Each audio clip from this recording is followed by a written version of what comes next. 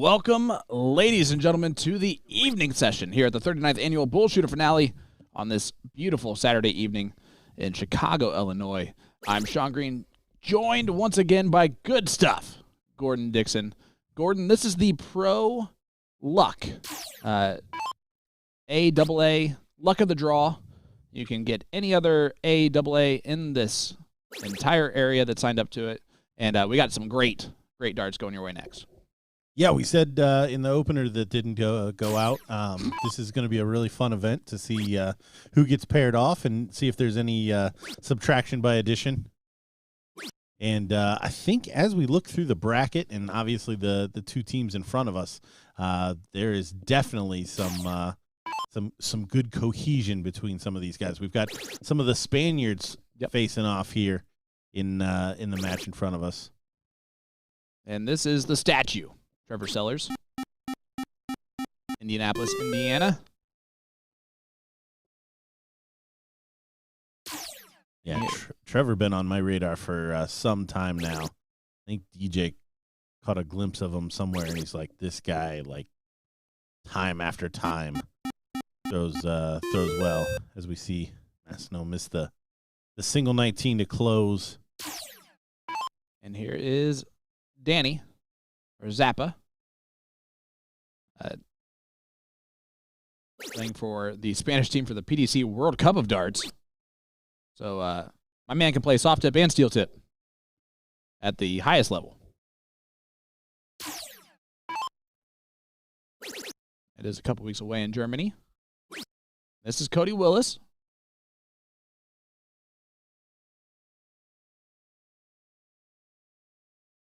Kind of bare minimum there from Cody.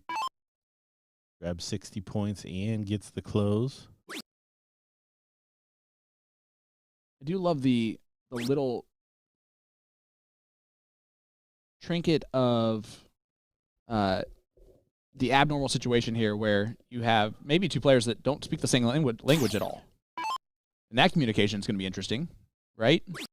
Yeah, that can definitely hinder some gameplay. It doesn't look like it's happened here, but yeah, certainly can throw a wrench into the gears. I do think Zappa has at least enough to get through there. I'm unsure on Masno. Yeah, I have no idea. I know Trevor is wearing his headphones, so I don't think there's a lot of communication going on between the two. But it's also one of the things where you just look at each other and you're like, you're good, I'm good, let's go have fun and trust each other. Great darts from Cody. It looks like Cody and Masno are going to win this first leg, barring anything crazy. It is a race to 3 on the winner's side. A race to 2 on the loser side. And that's a hat trick from Trevor.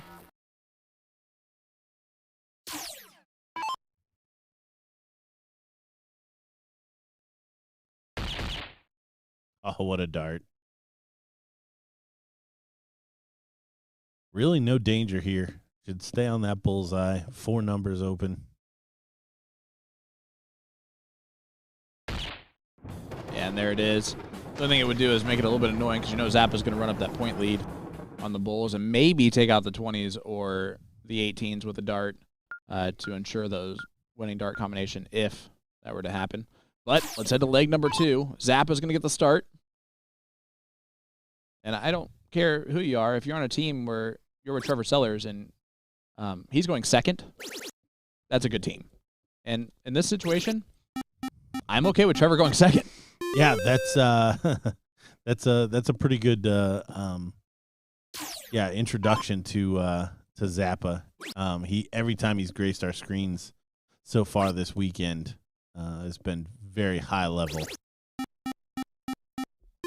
Again, just a preview into the international event that we'll be streaming tomorrow morning. I cannot wait. It's going to be awesome, exciting. Yeah, in the past we've only had 4 or 5. I believe we've got 6 countries represented this year. We do. Belgium, Denmark, Poland, Canada, the United States, and Spain.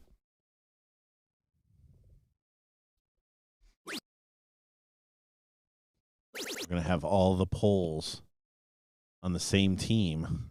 Yes, which that's been the case. They just can't play in the open anymore. Yeah, they're just not playing in the open. So it'll be interesting to see how they fare. I think Camille's going to be just fine.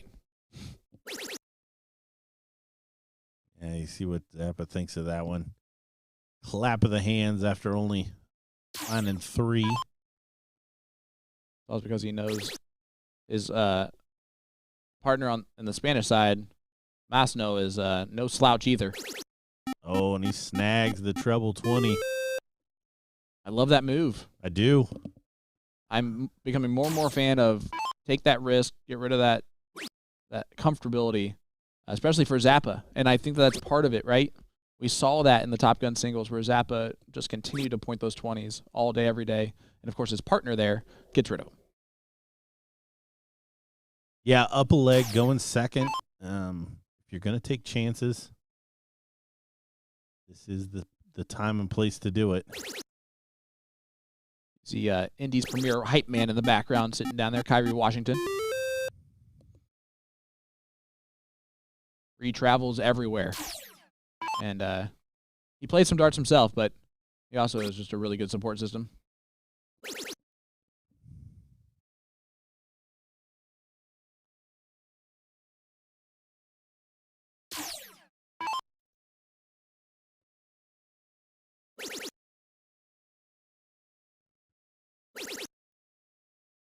Look at this. Oh, he wanted it. Not able to convert, though. I know you wanted it too, Gordon. I know you're looking for it. You haven't heard it in like almost 24 hours. Have you been okay? You know what? It's so not in my mind that when it does happen, it's still shocking. Still shocks you every time it happens. Yeah. At least I didn't continue to try to do it with steel tip. You know?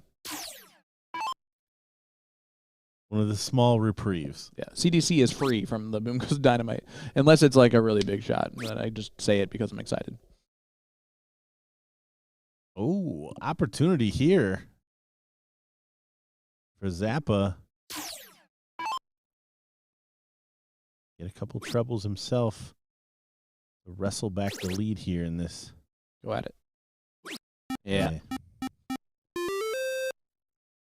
Yeah, knew he was going to, but Masno hit it so many times thus far.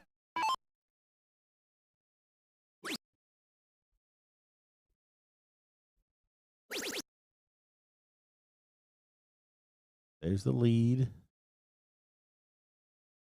Gonna snag the 17s again.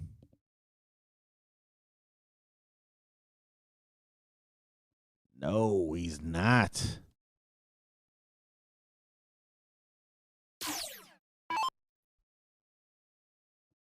Opportunity back on Trevor. Buries the first. Only needs 2 19s. He grabs a triple. Back to the 17s for more points. Not maximum punishment, but does help.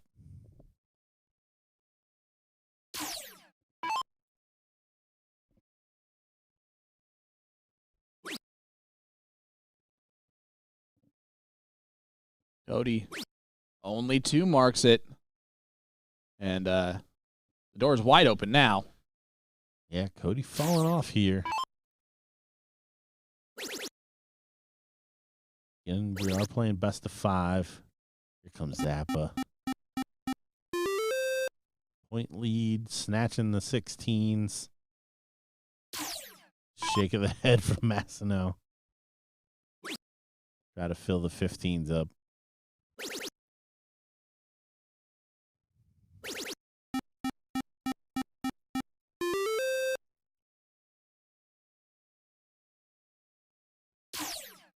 All right, Trevor. 18 points out in front. Gets rid of the 15s. Now go back and point some more. Because at least one 17 does add an extra bull. Or you can hit the double bull and just take the shot that way. And really set up your partner to win this first leg for the team. He elected the second route. Yeah, it was a good shot from Trevor. A little aggressive, just because you don't want Cody to wake up in that particular moment. But finds the double bull, makes this pretty easy finish for Zappa as he just slides in the single bull. He'll reset the board, and Massino will get us started again. I'm going to say this. The scary thing about that is that both Trevor and Zappa averaged only a 4.8.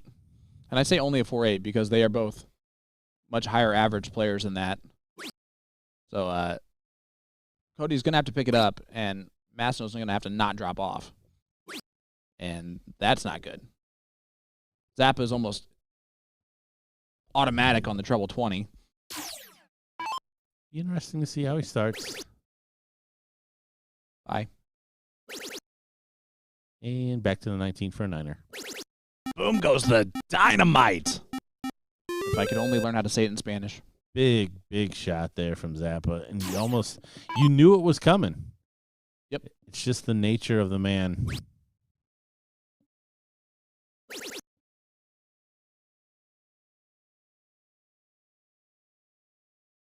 And Trevor now a chance to just continue to roll along.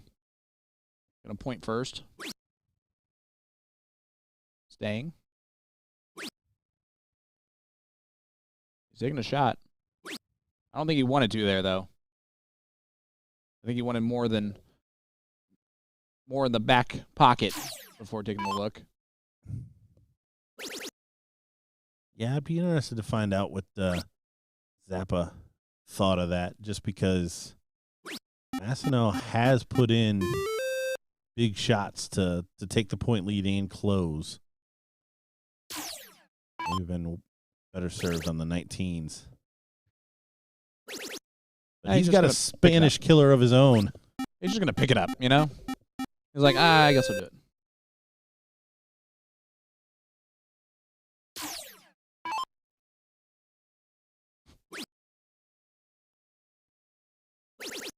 Spanky, I appreciate that. I'm not sure if I can actually say that. Plus, wouldn't it be... I think that's all the A's are female-centric. I think I need O's in that. Is that like... Or it could be just said this way. I don't know. I don't know enough about Spanish. Well, I mean, there's certainly masculine and feminine. Like los is guy, lies. But you pair it to yeah. There's also nouns that are either masculine or feminine, regardless. Now, Juan and Gabriel, I'm going to take that. Like, it appears that dynamite is feminine. Yeah. No matter what. Dynamata or whatever. Dinamita? See, I don't even know. I think dinamita. Yeah, that looks better. Will you just say that real quick in Spanish for me? I don't know how to pronounce the rest of it. Want to try it? Juan getting the upside down exclamation point to start. That's nice. That's yeah. Muy bueno. You're gonna have to just assume that I'm putting the upside down exclamation point when I say it. That's a hanger, Sarge. And that's what we mean by that. Yep. Now the annoyance is that you didn't start on that earlier, right? And switch after dart 1 when you know you should have.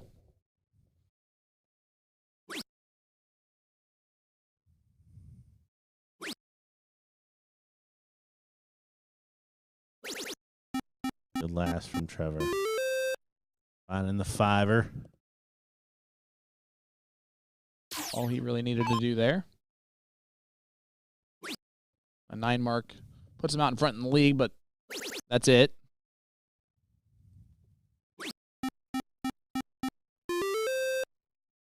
Only 5.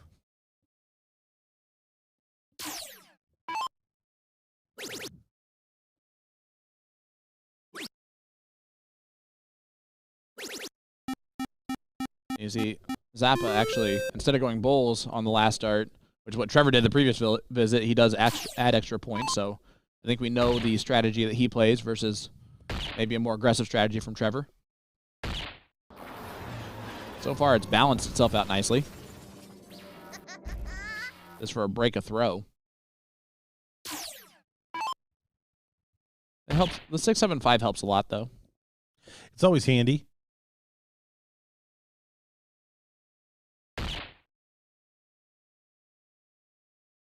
So two bulls doesn't finish it, but very solid leg. Daniel and Trevor. Well, 5 bulls gets the point lead back. It's a 21-point lead, which is a little bit extra on it. Need 3 marks instead of just 2.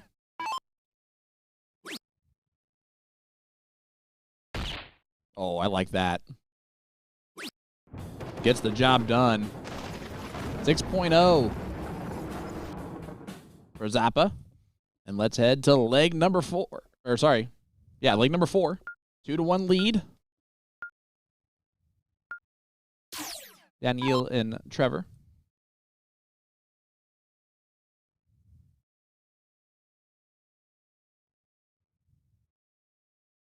Only a 3 mark to start last time. He was instantly punished.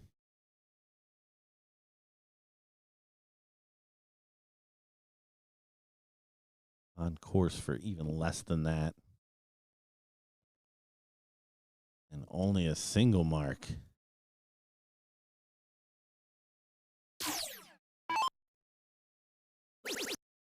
Yep, race to 3 here, best of 5. And Zappa buries the 7. World Cup of Darts, I feel like he's going to have a lot of 140s in his back pocket. Yeah, one of the coolest events of the weekend. Seeing the parade of flags to start. It'll be round robin into a knockout for the international teams. And Trevor Sellers with a big 9. And he's probably like, that's about time. And that's the danger of this Zappa Trevor team. If they both start firing on all cylinders at the same time, this could they could be one of the sneaky favorites on that winner side of the bracket. Oh, I don't even know how sneaky it actually would be. That's fair because Trevor. We talked about this Jackson, when we were running through the bracket earlier.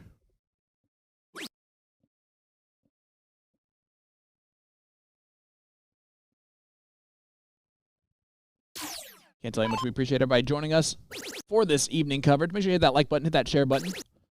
Let us know where you're tuning in from.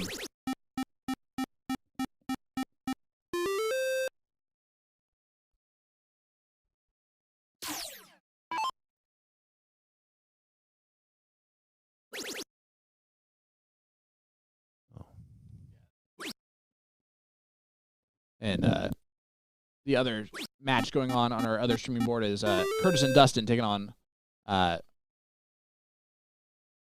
is that Bob McCoy? And Austin Braswell. Oh, it's WizKid. That's crazy. Robert is definitely not what I would see for that. That's Robbie. I was looking at that other help. I didn't know why it was being... Yeah, it's a huge matchup. Alex Bellman, Elliot Milk taking on Jason Watt and Daryl Cortez, and that's a loser side match, ladies and gentlemen. But Alex has been a bit inconsistent here this weekend so far. Zappa just continuing to do his job. And Cody now getting hot, but the problem is that so is Trevor. Almost equaling each other out.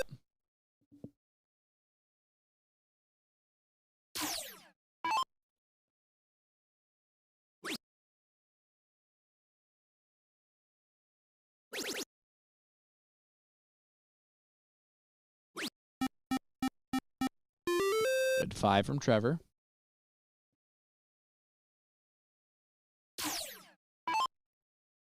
16s. Looks like he's staying there. And he does hit the other two. Big 6 mark. Yeah, pile of 16s.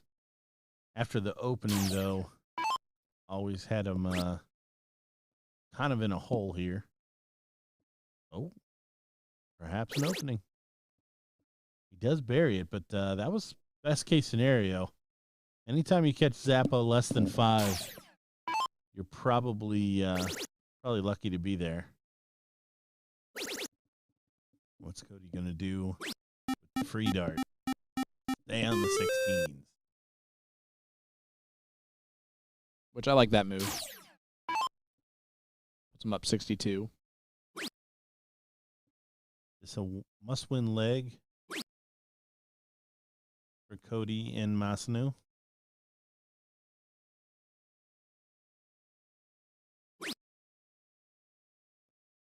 Only a 3. Now, how aggressive does Masanu get? We know he's capable of these shots. He's hit them multiple times early. Starts off with a Maloney double. I know you hate that, but which I'm sure they call that in Spain.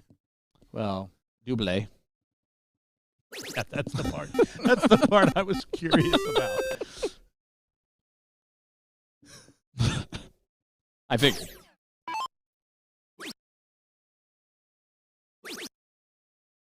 This is double quick time. That was very aggressive. Double quick time, comes back, closes out the number, and takes an 18-point lead.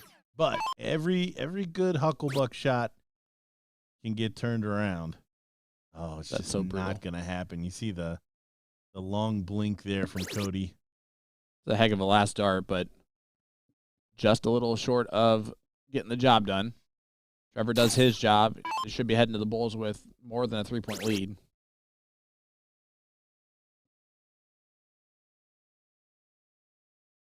Got to go back, right? No, he didn't. I think you do have to go back. Yeah, because you're setting up the same kind of shot, but only this time there's no more numbers. So a 4 mark and a close. There's the 4 mark. Shoot the double again. He does. There it is. Now Point lead into the Bulls. That's called the Masno double. In Spain. Most likely. 4 Bulls. Oh There's my 2 gosh. of them. There's 2 of them. Oh, if he would have done that the opposite way that anyone else would have done that shot, that would have been awesome. So, Cody, can he hit 3? That's the question that Danny just asked him. now that is something that Cody's been pretty solid on. Needs a double. And it kissed off to the right. You could see that right on your screen. Unlucky. 2 Bulls for Trevor.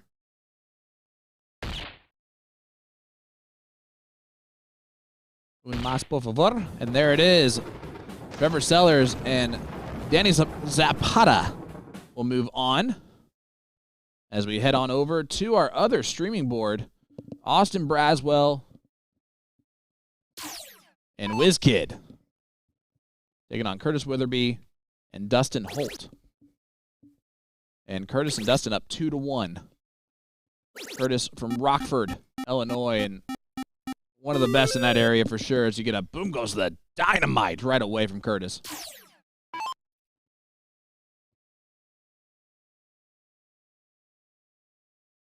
Here is Wizzy Woo.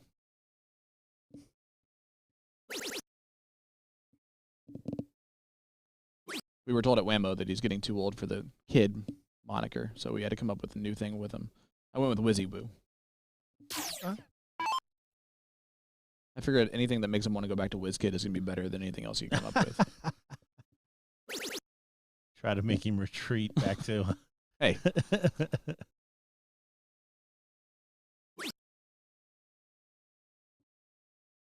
Clap of the hands there from Dustin. With a little hoppity hop.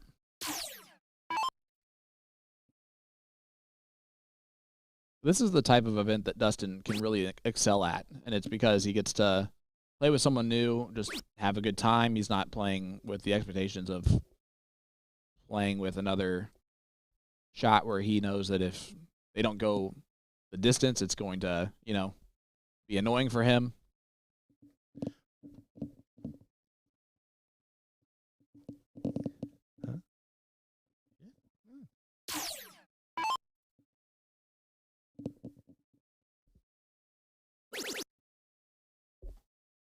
Oh, time, yeah.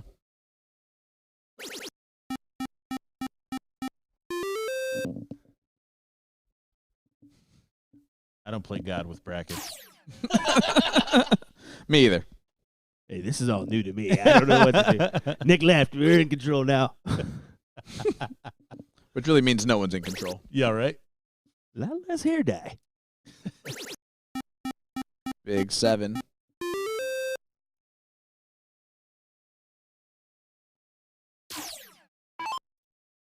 And now, Dustin, how long does he stay on the 18s? I think you got to take a shot at the 20s at some point.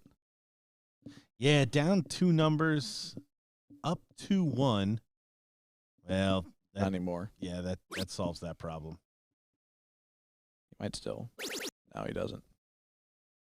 He does. He does make the hands clap.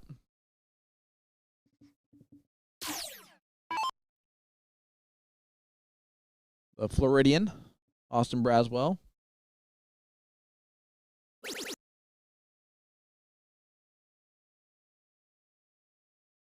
It looked like that dart left his hand late or early, one of the two. It kind of flew out of there weird. Same shot Dustin was just looking at. Oh, and again, doesn't find the single to even give him options. That was the exact same result. Bit of a stalemate here, but advantage to Wizzy Woo.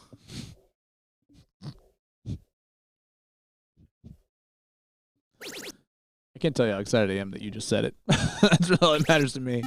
Big 6 mark from WizKid. Don't leave me hanging out there.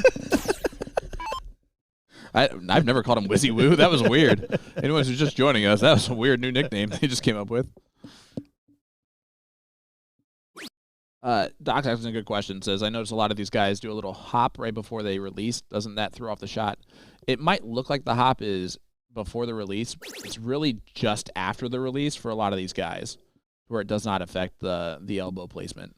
Well, that and well. You'll see a lot of extra shoulder in third darts, which if that's what you're noticing too, that really shouldn't happen. But you will be surprised to see how many actually hit with some of those. It has just kind of become a part of the throw. We don't recommend it, but if it does become a part of your throw and you're throwing better with it, keep doing it. Well, I don't know if you ever throw better with it. It's just, can you overcome it? Yeah, when it happens. I think that's probably a bigger piece to it. Yeah, Curtis Witherby, definitely the most underrated out of this 4. Maybe the most unknown, but definitely right up there talent-wise with these other 3. As he's showing you right here at 6.5. Practically carrying Dustin right now. All right, so back to another could be interesting shot. Dustin finds this first treble. Looking. Yeah, he does take a whack. Staying. He goes on back. I like that move. Just did not look like his eyes moved at all. Yeah, that for me is the toughest corner to kind of keep track of.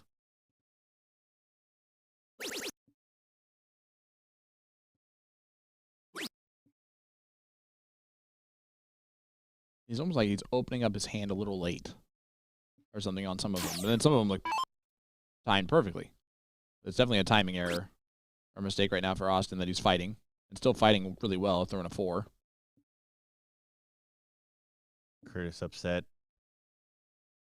Thought he was just going to chuck that one in there and get a free dart. Yeah, let it bother him. That should hurt.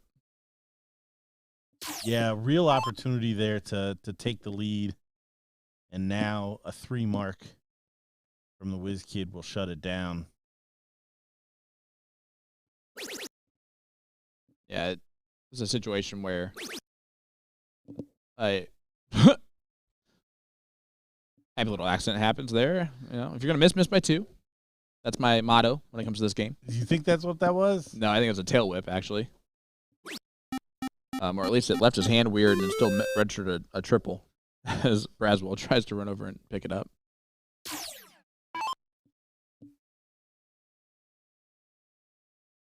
Sixteens.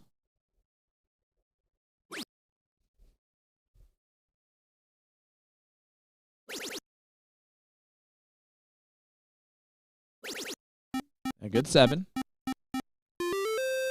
Dustin's never happy. He's actually not even happy with 9 marks sometimes. If he could have 10 marks, he would he'd be upset with that. But this is why he gets upset with those things. Because he sees people behind him make him pay for mistakes like that all the time. Yeah, 61 point deficit here.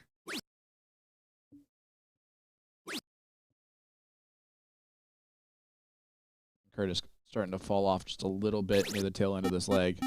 Well, 5-3-3. I'm going to calm down real quick, but he was throwing like a 7 earlier on.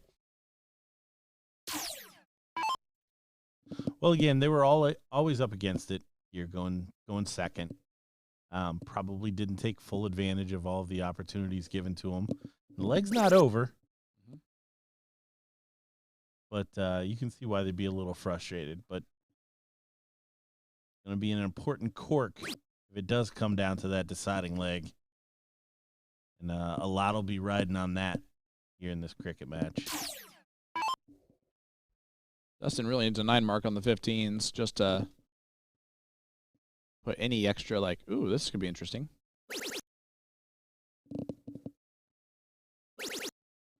Ooh, this could be interesting. Okay. 24-point deficit now for Austin.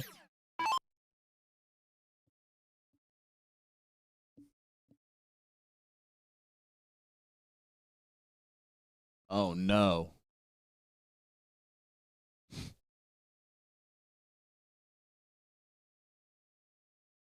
There you go. Bone Daddy likes it. Try to come up with a way not to say that with bone or whatever, Well, but no, I want to say the whole thing. You gotta take that into consideration. Well, the Wizzy Woo is Yeah, but who likes it? Bone Daddy. And if Bone Daddy likes it, then everyone's gonna like it. I'm sorry, Wiz. I'm sorry. look at this. Excuse me, it's Wizzy Woo. Boom goes the 7 mark there from Curtis Witherby. Look at this. Huge darts. They're over 1,000.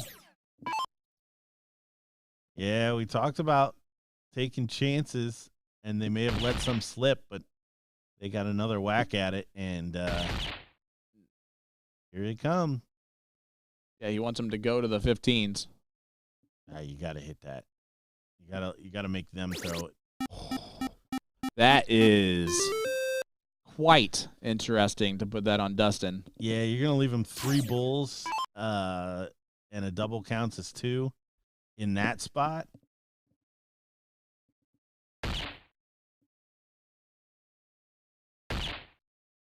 A big moment. Big dart. And he does get it. But you can see that there was pressure there. That's all you're trying to do in that moment. Oh yeah, there was pressure there, for sure. I would have let him push off. Wizzy Woo was not happy. Let them know how much of a #1 fan he is of theirs. And well, we're gonna wait for our next match to head to our feature boards in the bullpen.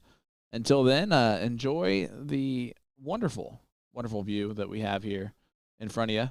Now it's not as good as Mike slips in there. But we'll be right back with more action from Chicago right after this.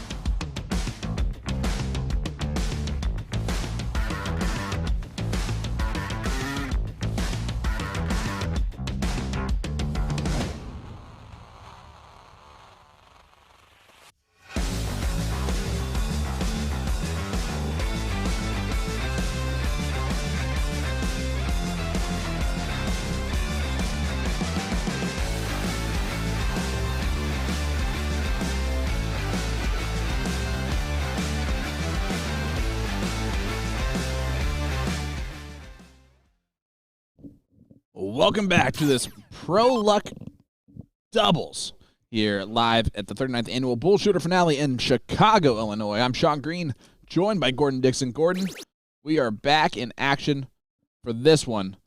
This one is Tim and Doug taking on Alex Spellman, Elliot Milk, who are on the loser side of this bracket for some ungodly reason. Who snagged him? I do not know. We had no time to prep for this match, not knowing we were going to have this for the last couple minutes while they were warming up. Lost to WizKid and Austin Braswell. Oh, okay. We just saw them in action. Yep. It doesn't take much. Again, these pro cricket matches can get away from you so quickly. I don't know how many times I've said that, but something about this guy comes off as shady to me. here we have them already falling behind here, going first.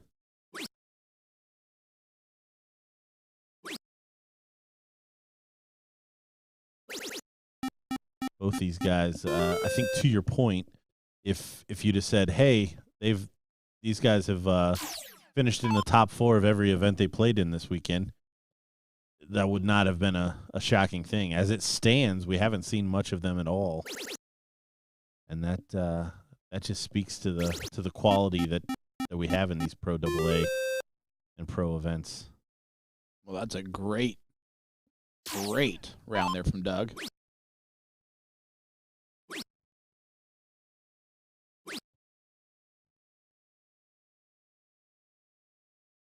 Only 3 from Elliot. I mean, if they're going to play this, we understand why they're in the loser side of the bracket, but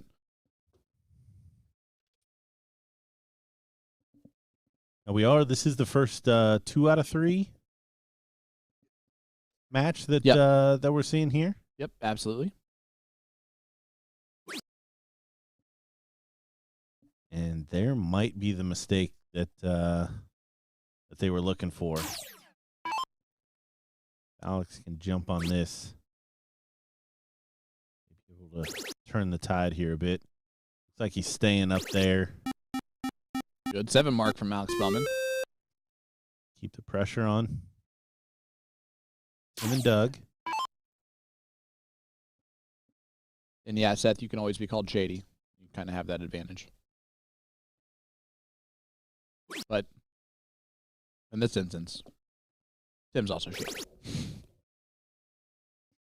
Doug finds a treble.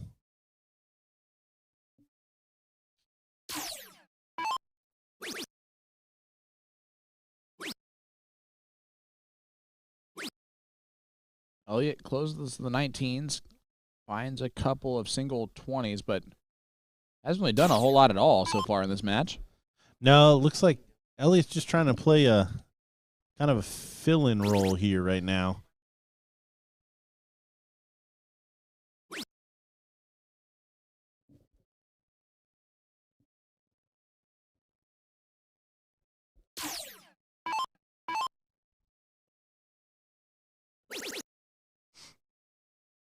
Alex starting to find a little something, as he says that just talks him out of the 18.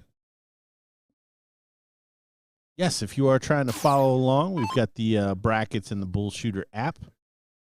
Go to Tournament King, go to Tournaments, go to More, and we're also going to drop them into the chat for you. You can follow along.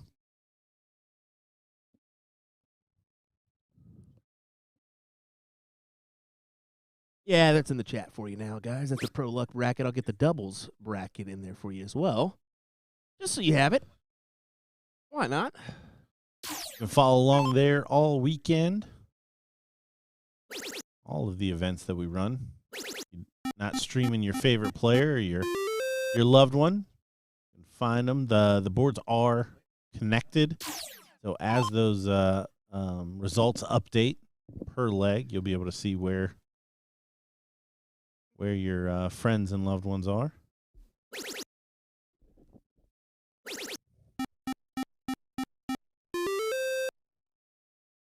Shady going to find 6. Doesn't quite bring back the point total.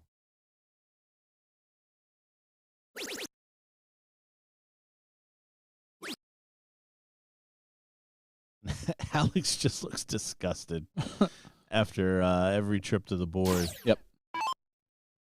Elliot's starting to raise his average.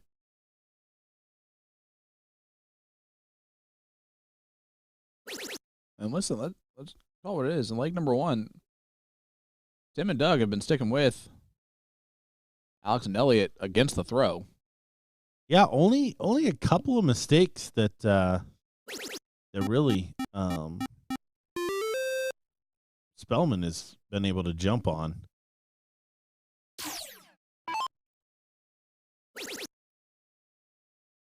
Here comes Elliot, trying to close him out. Does get that buffer. But at any point, 3 big triples here could turn this on its head.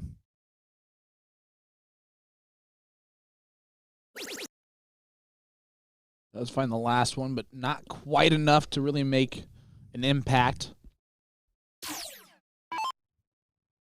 Looks like Alex is going to take out those first. Going back up. Staying. And I couldn't tell based on his face if he felt good about that round or not. Poker face is something else. I heard the eyes roll back here. You weren't even watching it. Which was, kind of alarming, honestly. I think Tim and Doug know that they've got a shot here. I mean, yeah, they were not expecting to have the shot for sure. I mean, they might have been expecting to have the shot, but happy that it's actually here. And that could have been a great dart. Unlucky to not find it. And now the shot is, well, gone. It's never a good sign when Elliot Milk and Alex Bowman kind of throw their floor in this first leg and they're still going to win it.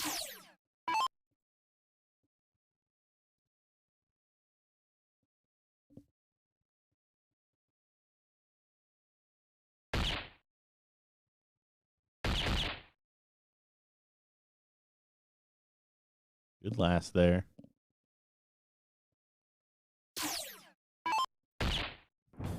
And there it is. Spellman does take it out for leg number 1. Race to 2 on this loser side of the bracket. And it will be Tim and Doug going first in this one. Yeah, very important difference here. Is Tim and Doug win this one, and they go one away. Anything can happen in those deciding legs. So Alex and Elliot really going to want to put this one to bed straight away, and an opening right off the bat. You can see the reaction.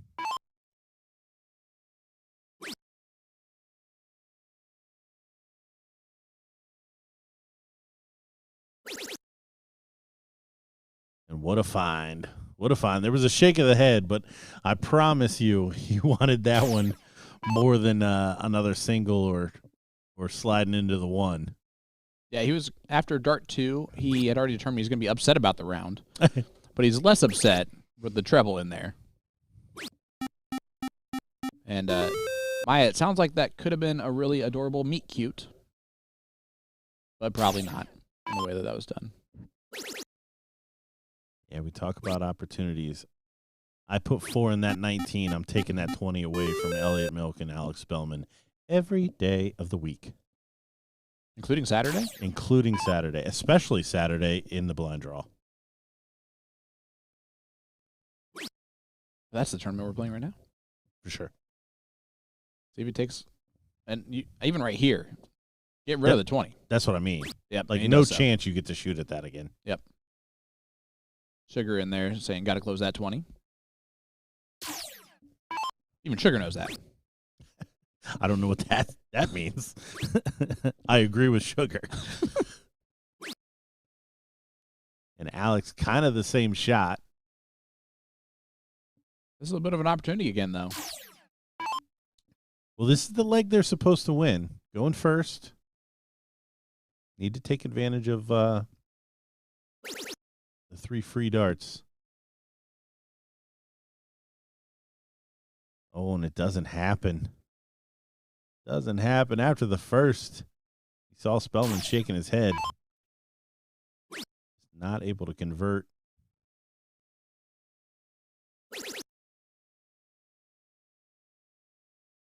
Elliott goes at the open bed. That was a good miss. That's what I would say if I was behind him after that shot. Yeah, he did make it look seamless, and it was the shot that he was shooting at, but I make it sound like it was not on purpose.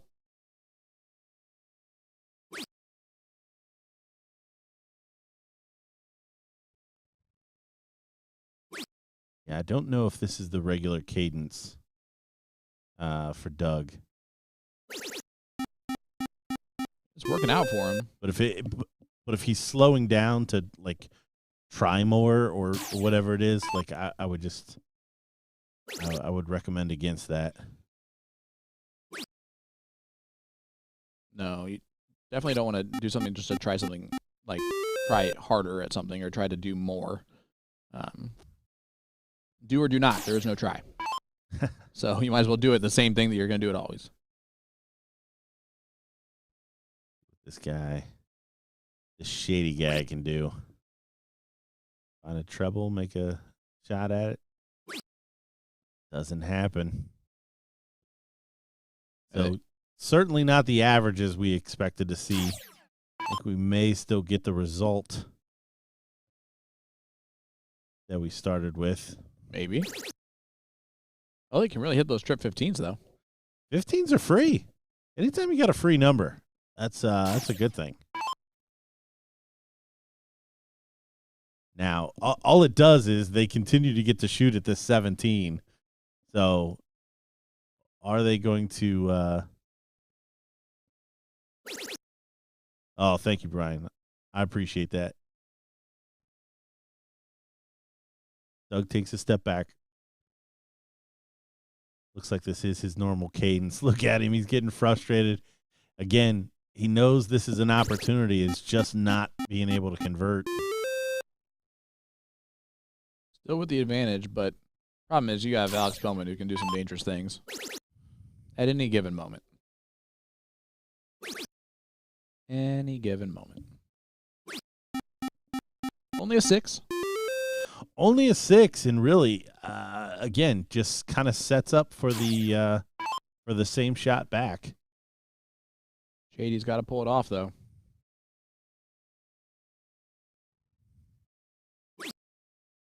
Needs the triple. Oh, no. That might be the proverbial nail in the coffin. Yeah, Elliott stepping up here, teeing up those 16s, only needs 2. And you saw through as fat as you could. Yes. On those. Job done, 3-point lead. You do have 2 numbers. Could still get interesting, but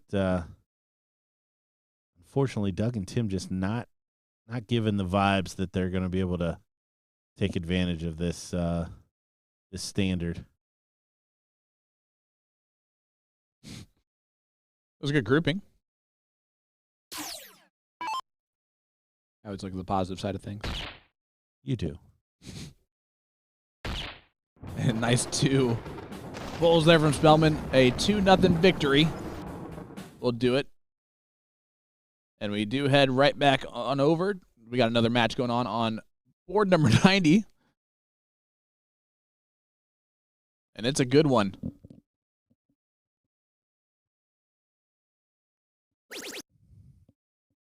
Here is Wrecking Ball.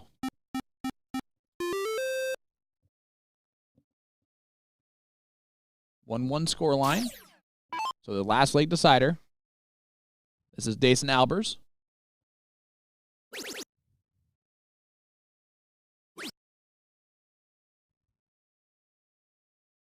And Dason only a 4 mark, kind of snatches the darts out of there. And here's our first look at Jesse Gore. Floridian up here this weekend.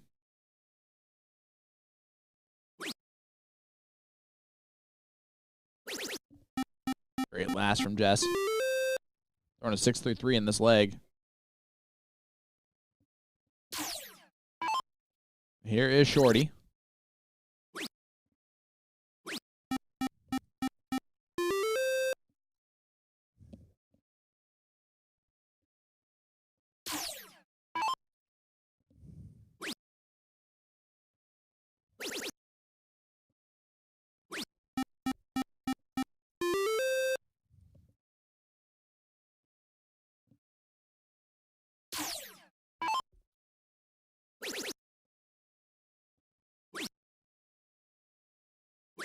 Jason does close the 19s and add some extra points to the total.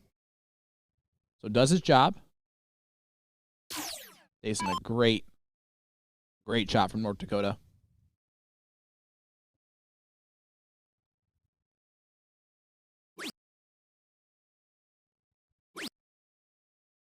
Only 2 from Jesse.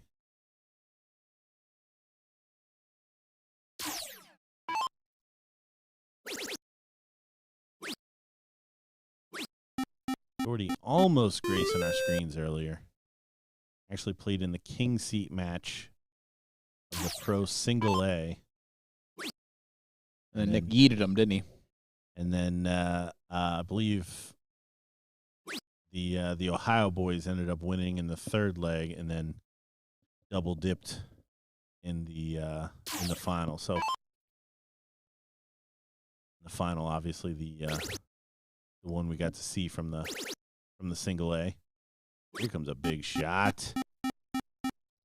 Great darts. Moving around the board.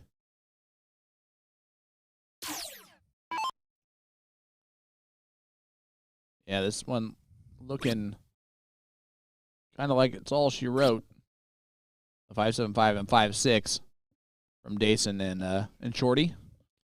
Yeah, back-to-back 2 marks from Jesse.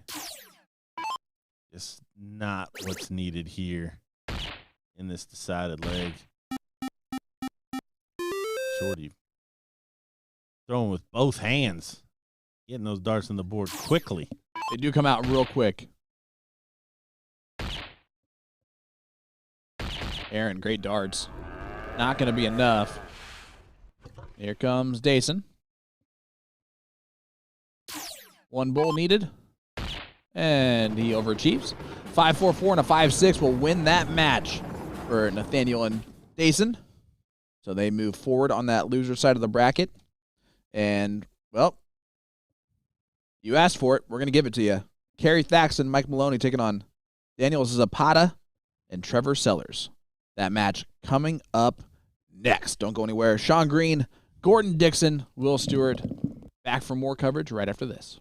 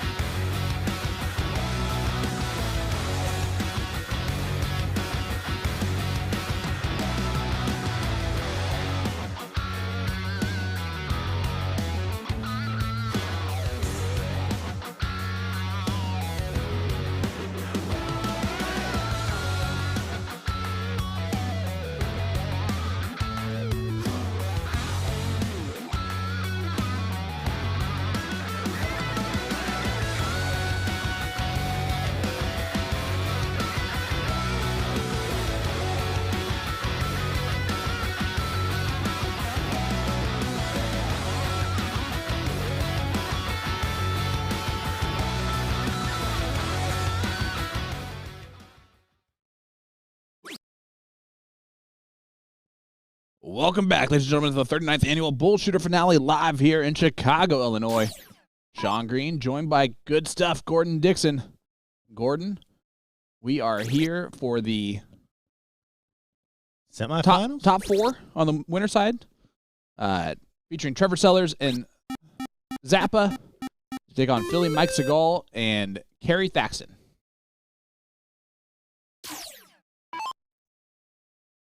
Yeah, quite the lineup we've got here.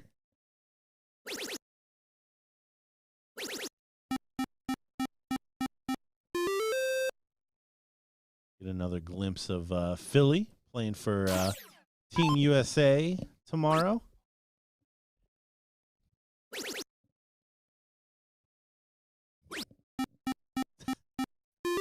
Zappa, Team Spain. Little preview of these guys knocking heads. And our first look at Kerry Thaxton. Taylor Thaxton's Okay, gotcha. husband. Cool. Yep.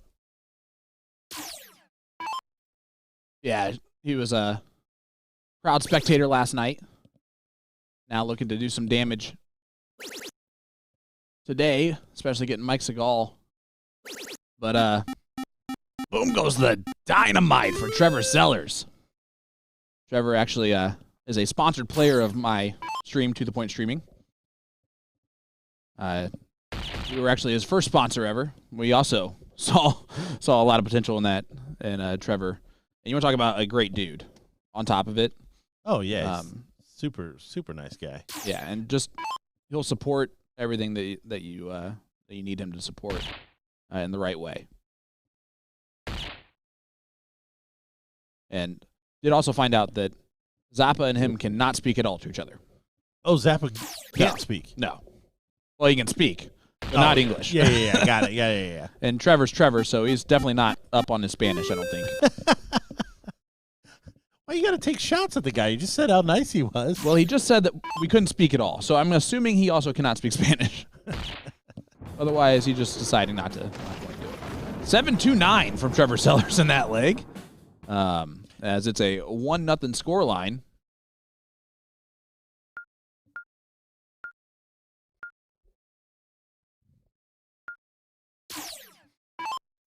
Kerry going to get us started here in leg number 2.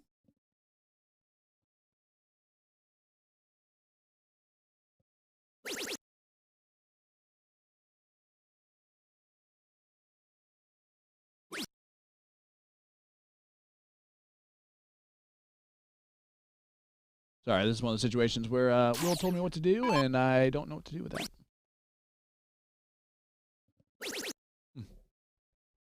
So it is a 1-0 lead. And I need you to know that the producer in this situation is me, and it's awful. Ryan, we all wish we could shorten the amount of warm-up darts thrown.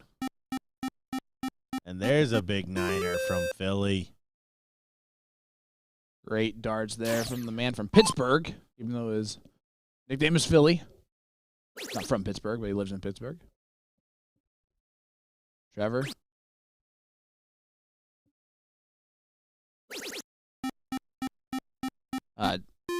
Told Ben Ferris that him and Zappa are we vibing, which is easy to do when you just are both shooting fantastically. 7 playing 7. Yeah, you're going to vibe that way, you know? Kerry Thaxton. They start off 9 mark. Yeah, I can't do it. I don't know how to do things. Oh, that's what it is. All right.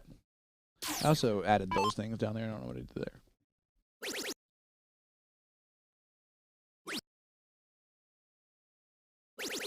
Oh, Zappa taking a whack at that trip 20.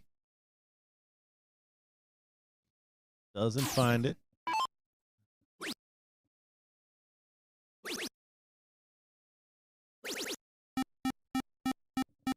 Philly on one right now. 9-7. I think we're getting a Philly special.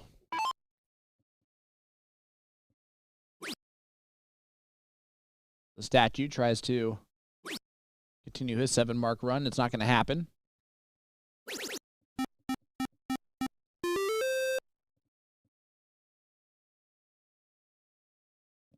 Look at these averages, man.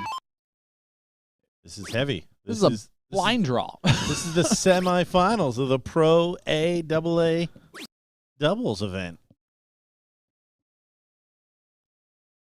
Yeah, you got to love it. Saturday luck of the draw as the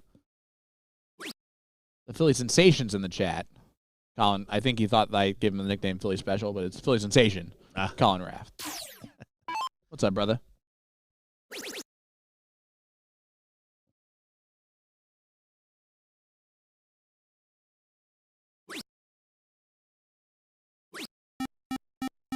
And Philly continues just to do what he needs to do. 9-7-5. Yeah, plugging along here. Full advantage of that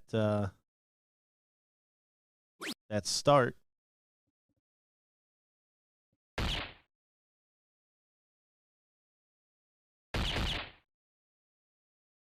Trevor does find the double bull, but probably not going to mean anything here. Carey's found a little bit of a flow here. 3 bulls will send us to the next leg.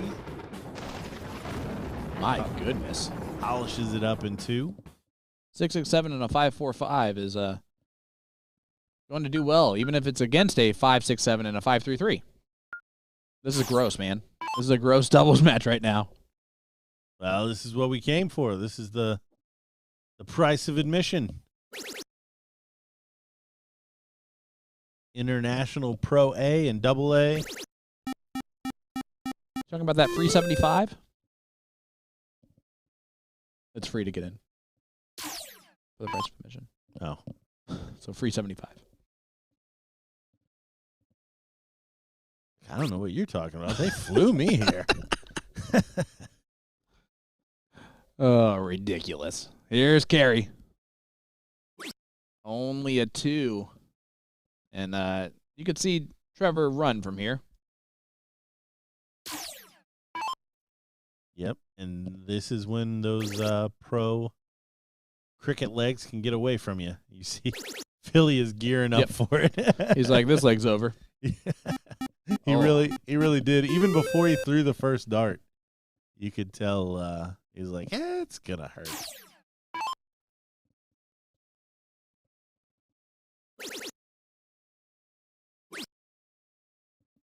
Billy also has that rock to his throw. He does. The John Henderson. Yeah, we saw it in line that last leg.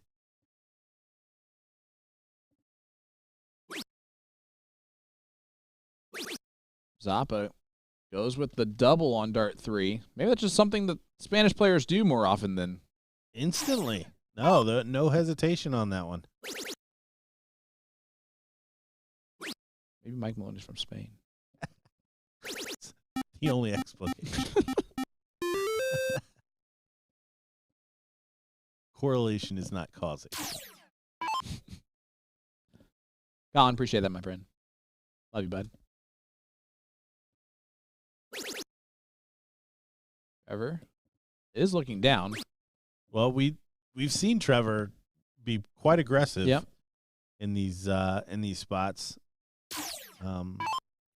No real reason not to be in this one either. Up 3 numbers and score, but we say that these get away from you quickly, and they can also turn very quickly, as we see Philly with a big close.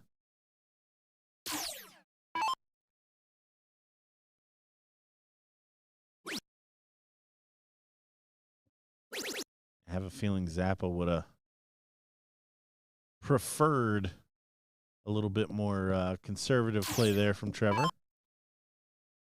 I would agree with that. And I think I would have preferred a similar play from him, but the damage has been done. 7 mark going to do it. How about a 9er? He does throw in a 9, but at the wrong target that we thought. Yeah. Boom goes the dynamite. Yeah, come on. Going second, you got to take that chance. It's going to pay off. Because that's 1 point less.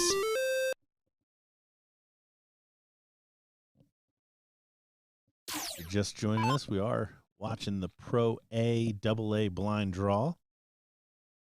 These players did not want to play with each other. They got forced to. Then they paid money to be shoved together in the bracket. And Philly with 2 big turns. Telling you, the Philly special right now.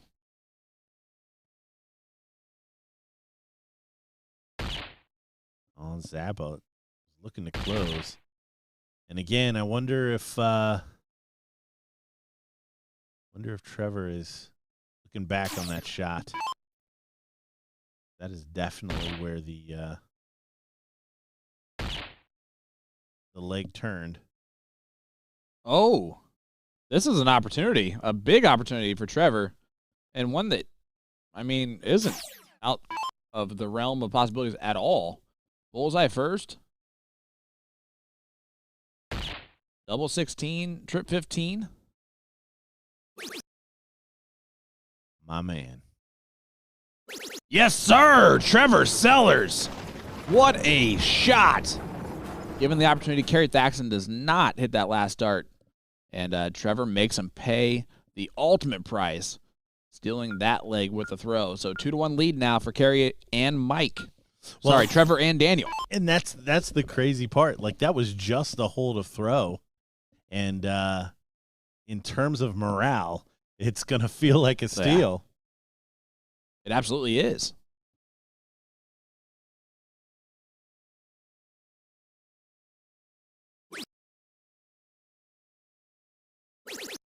Harry does find the trouble. Again, you see his reaction to that. Not happy with it. Zappa has started well.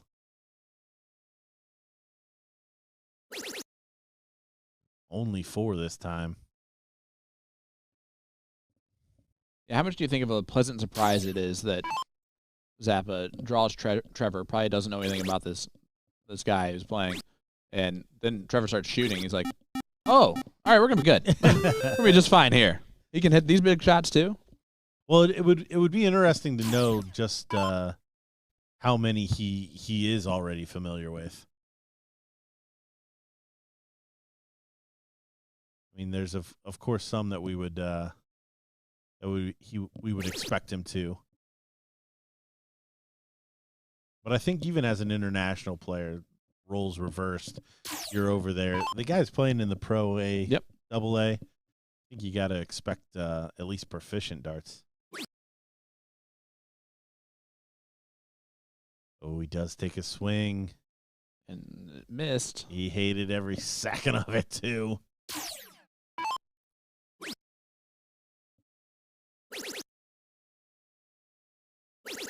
And great darts from Zappa. You knew he was going to take that shot. Yep, he's done that multiple times. And again, a guy that you see take conservative shots most of the time will flip the script on those 20s. And Philly continues to Philly, man. I'm telling you right now, he is in fuego. Well, it's such a good pace, too.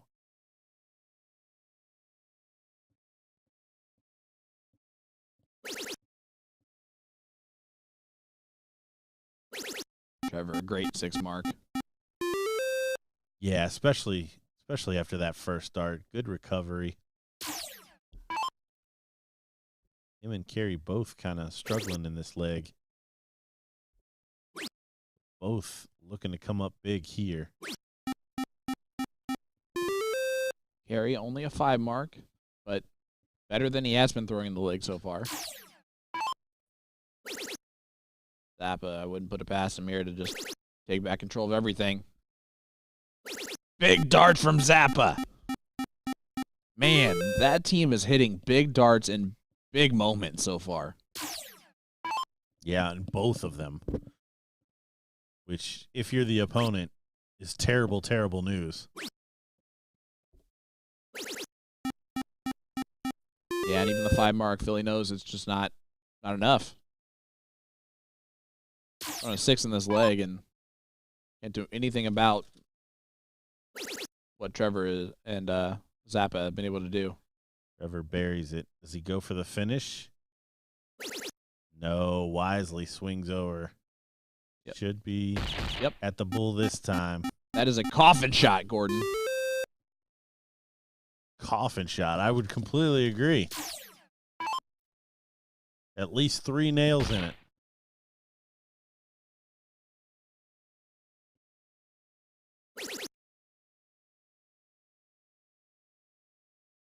At least Carrie's dart's going to be last one's going to be a triple on this side of the bracket. Because Zappa and Trevor win 3-1. Carlos Panfili is in the chat saying hi, Caleb. What's up, Carlos? Hope you're doing well. Owns a local bar in Indy, a great dart bar called Sideline Sports Pub. So we head on over to Curtis and Dustin as they take on Joe and Ken. It's Joe Chaney and Ken Rip. Rip it.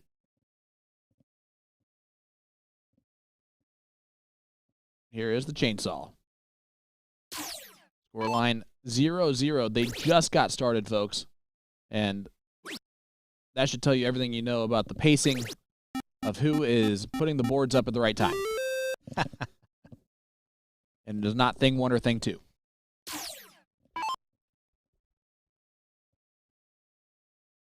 Hello, everybody. Just hello. Oh, that's Will. Yeah, the GOAT. GOAT. And Dustin stays down. Dustin Holt waving to the camera. He saw it probably shift over to us. Dead giveaway that we're now on that match.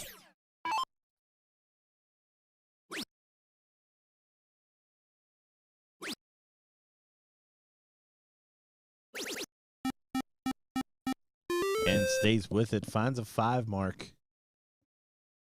Dead man darts. Ken Rip. We are going 10 a.m. tomorrow for the international event.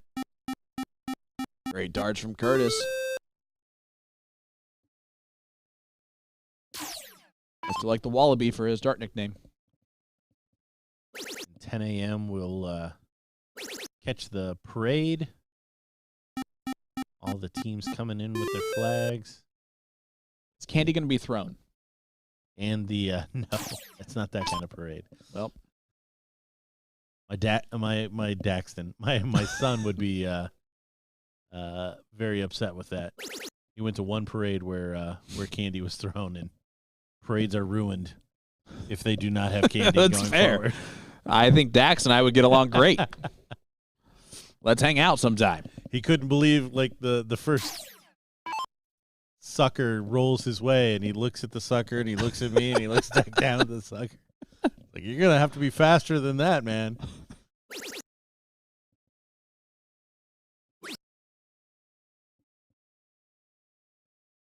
And from the Little Falls, Minnesota area. I know way too much about dart players. Curtis from Rockford, Illinois. Of course, Chattanooga, Tennessee here for Chainsaw. Saudi Daisy. Yeah, that's fair. One of my favorite Joe Chaney interactions was when we were at Nashville, and he's like, these ladies right here up on stage, and it would behoove you to just take it easy on them. They're good girls. They're good girls from my area. They from my mountain. They're good girls. That's hilarious. I've had many dinners with Mr. Chaney, and look at that. Who saw that dart coming? No one, but Ken's gonna Free yeah. Try to soak up as many 15s as you can headed into the bullseyes. And that's exactly why Joe Chaney shot it the way he did.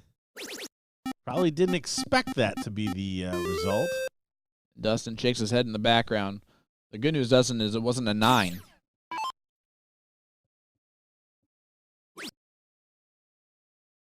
Three bulls. Double. Oh, he doesn't even get the second single. But honestly, regardless, Joe Chaney, 4 bulls. If I was a betting man, I say he grabs them. That's a tough first start to work around, though, because you got to find a double in there. And, yeah, that was crazy how that kicked out, huh? Yeah, that was aggressive. It really was. A reprieve for Dustin, though. Strutting back up to the board, only needing 2 bulls. I just love how he shakes his head like, I hate it that I get to win this leg. Well, not yet. And he does find it. He praises Jeebus. And let's head to leg number 2. What's hilarious is the last time Dustin was on the stream, he hit 3 bulls to win the deciding leg like it was nothing. It's amazing what a match will do. Great 6 mark from Chainsaw.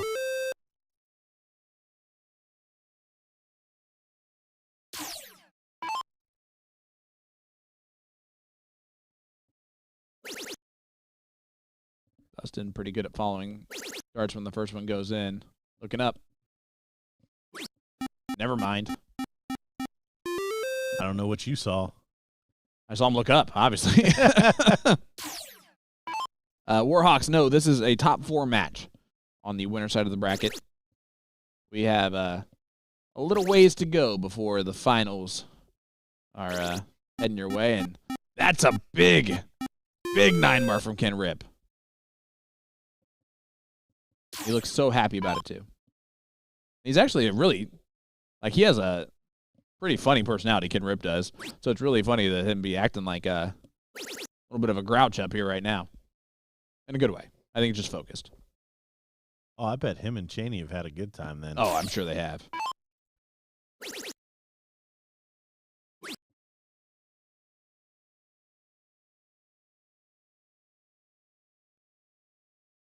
See the frustration there from Cheney.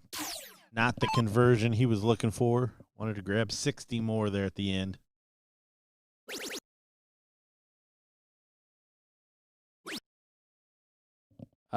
Ray, that actually is a great question, and one I'm very happy to answer. So if you are wearing the American flag on a sleeve or on your shirt of any kind, it does need to be placed that way for code purposes. If the flag is facing forward, it is a sign of the flagsman running away from the battle, right? They are retreating in that way, so you'd see the flag flying the right way. If you're charging towards the battle, the flag is flying the way that Dustin has it displayed on his sleeve, so that is why that is the correct way to be wearing an American flag on the sleeve. Yep.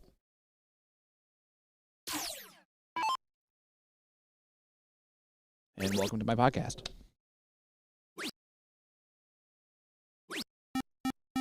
Just a TED Talk, but ruined anyway. Not know that at all? No.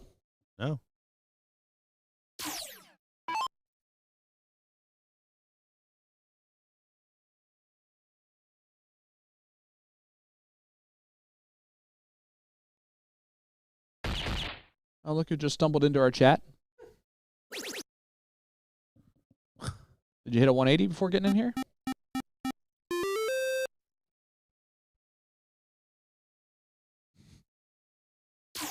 Love you, Scott. All right. The Ripper. Gonna go back to the 16s? No, he's gonna stay there.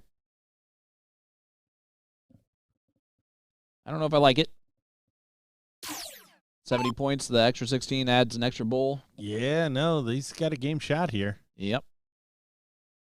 4 bulls and a trip 16. And that should tell you that last start was just the wrong shot in general.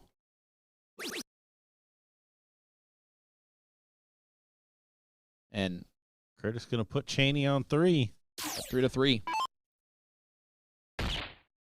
That's a good first start, though, for it.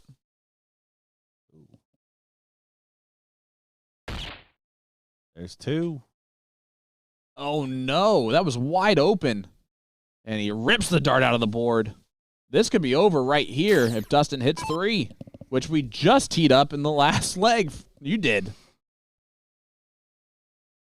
Yeah, you only needed 2 last time. Went wayward with the second. That's a much better first, though. The confidence is just different. And he pins it, especially the dead center third dart.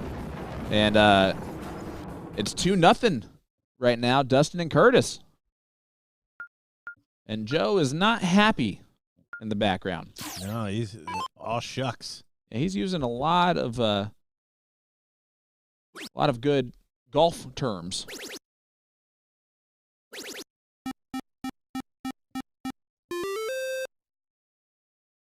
We will be bringing you the King Seat match next, which will feature the winner of this one taking on, of course, the winner of the last match that you just saw, Trevor Sellers and Danny Zappa. Zapata is his actual last name.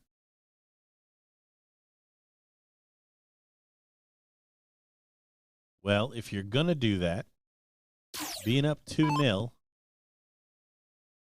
after a nice finish is probably the best time to do that. But I tell you what, Joe and Ken have been finding a lot of triples to not have a leg on the board. Honestly, it's almost impressive how many triples they found to not be winning. But triples for show. Got to hit those bowls, or else nothing to show for it. I was wondering where you were going. Triples for show, got to hit the bulls to finish legs. I mean, hey. You're going to end up like Lieutenant Dan. But you ain't got no no legs. Lieutenant Dan. Ice cream. I'm now going to start calling. Oh, right now, Lieutenant Dan's taking on Curtis and Dustin because they ain't got no legs.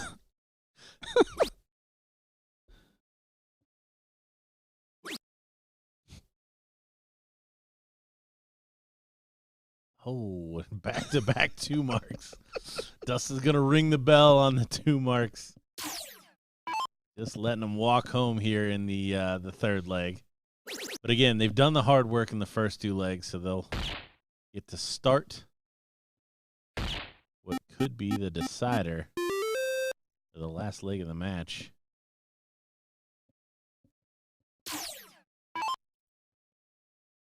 Yeah, let's see what Curtis does here. Just gonna see if he's just gonna try and do something just to keep momentum or whatever it is. But chainsaw, 1 bull needed. There it is. And he's definitely gonna hit more than that because of the last leg. 6-4-3 from chainsaw. He gets upset and he just starts throwing better. If he does something to disappoint himself, he just literally starts throwing better. Like, fine, I'm not gonna do that again. Thank you, Jess. We appreciate that someone appreciates us.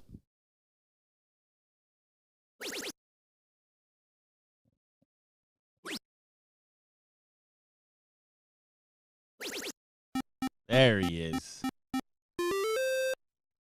Got his 2 marks out of their way. And jump in there and find 7 to start what could be the last leg.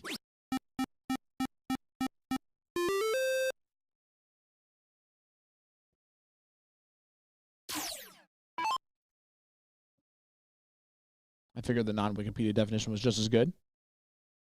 But we appreciate you putting in there, Lightsmith. For those that also didn't hear me say that. Angelo, of course we're still at it, man. Do you know who we are? We got great darts coverage going on. We're going to bring it to you. Oh, machine. Well oiled.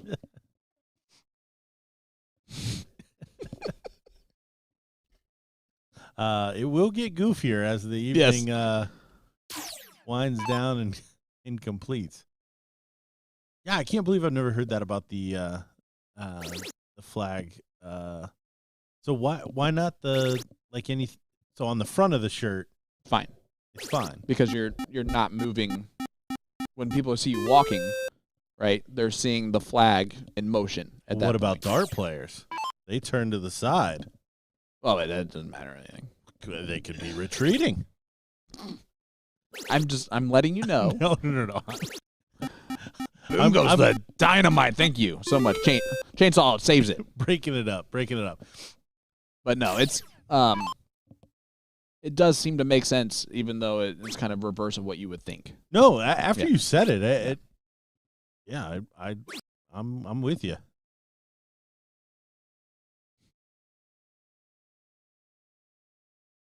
Sean, that is also nice to know. We won't be stopping at certain points this evening.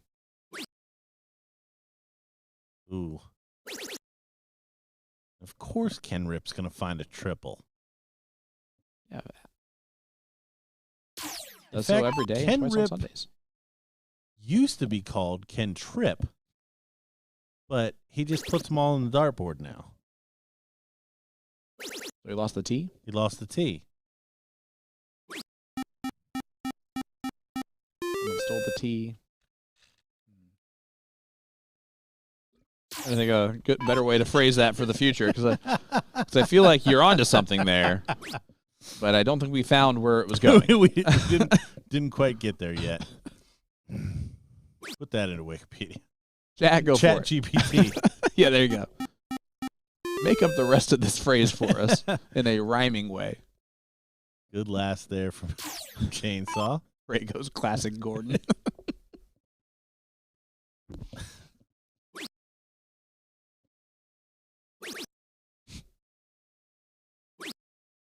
Oh, okay. Playing a little close here. But again, they do have a leg to burn.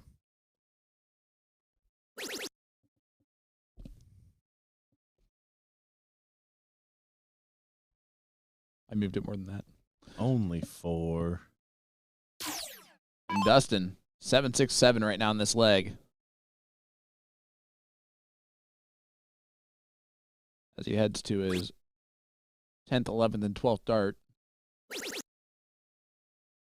that he has thrown.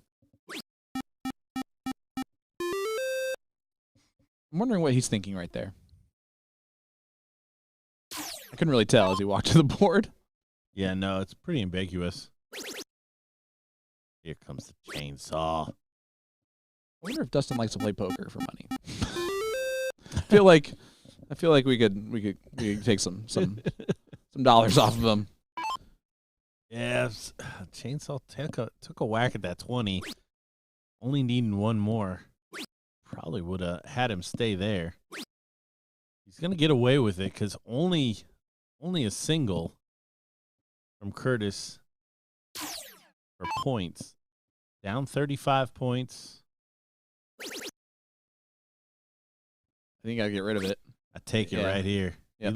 He's looking up. Oh, I kind of like it on dart too for that reason.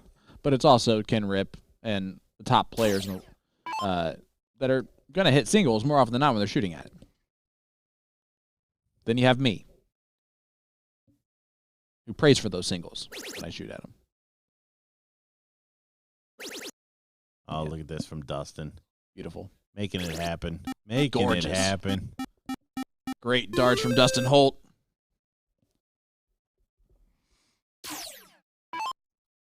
That's why DH bats clean up.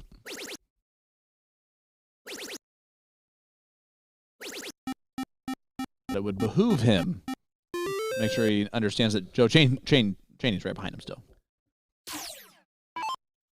And you know what? That's a great shot, not only for Dustin, but Curtis, who's struggling this leg, needed a little something to pick him up. I think that might be just the sign he needed. Good darts from Curtis. Puts it back on Ken to hit a lot more 16s. Probably needs to fill it up here.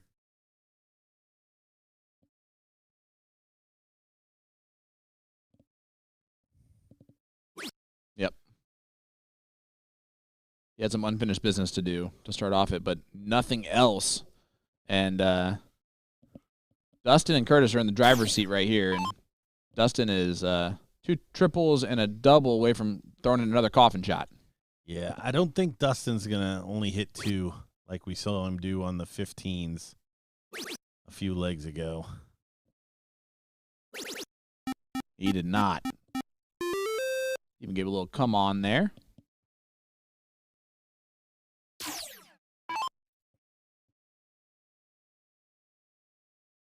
And Chainsaw.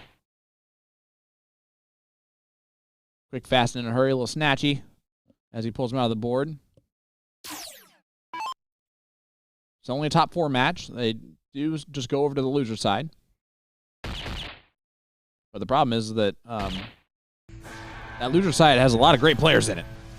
And that will do it for Curtis and Dustin. They win that one 3-1. So the king seat match is set up. It will be Dustin Holt and Curtis Witherby taking on Trevor Sellers and Danny Zapata. That match will be coming your way next here on BullShooter and USA Darts Productions right after this.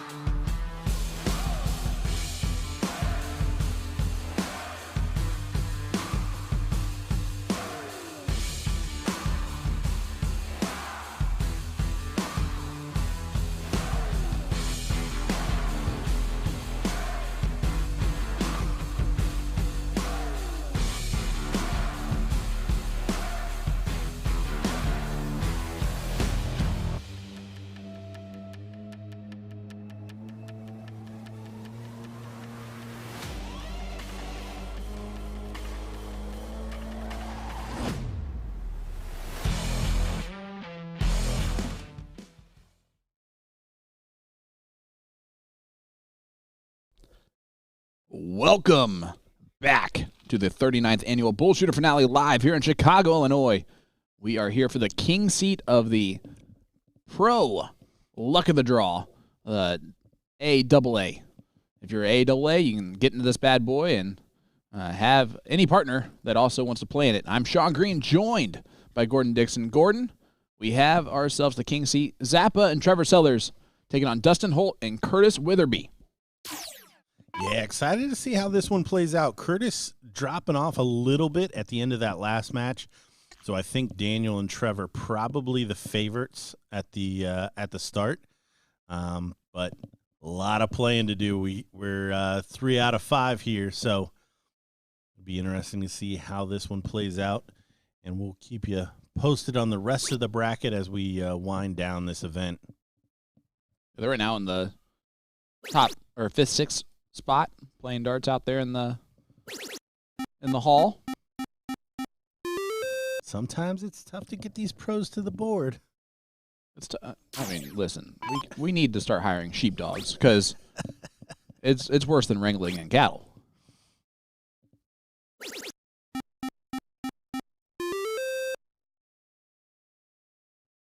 There's signs everywhere too. They're like told exactly where to go. Most of them are the same place you just were. And they find themselves lost still.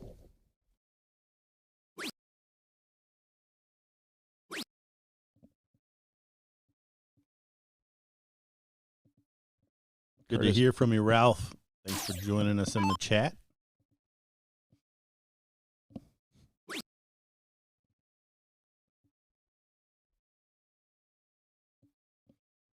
Trevor trying to get it going here.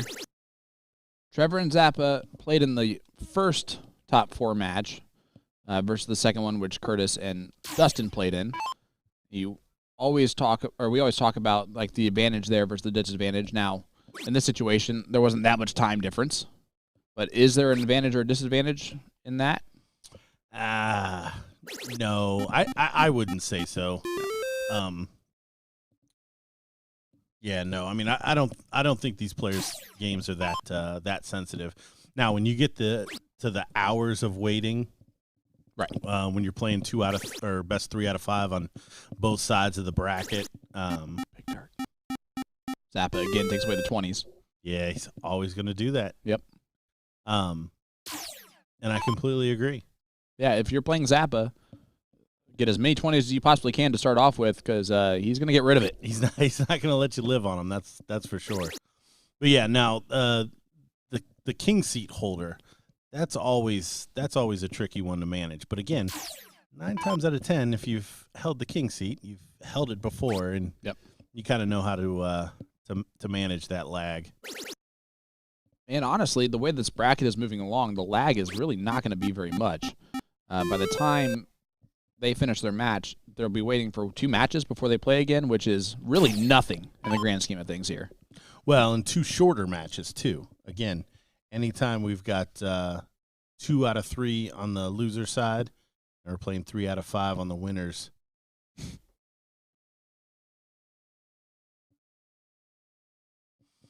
Dustin not happy with either of those darts. They are very far away from the segment he is shooting for.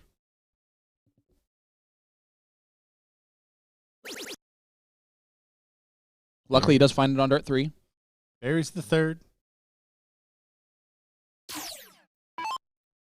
But up walks Zappa. Absolute legend.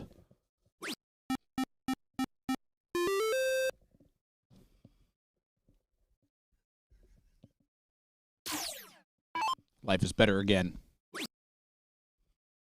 Telling you what, pink roses smell fantastic. What would you do without the double dash? I've done nothing. I wouldn't be here. I wouldn't be able to talk. Wouldn't be able to talk right this second. I think it helps everybody in the grand scheme of things. That is the question. The double dash saved the day. I'm telling you what. Trevor point lead. 18's close. I would have liked to see him stick with the 17. Mm-hmm. I mean, once you go there, and again, continuing with this aggressive play.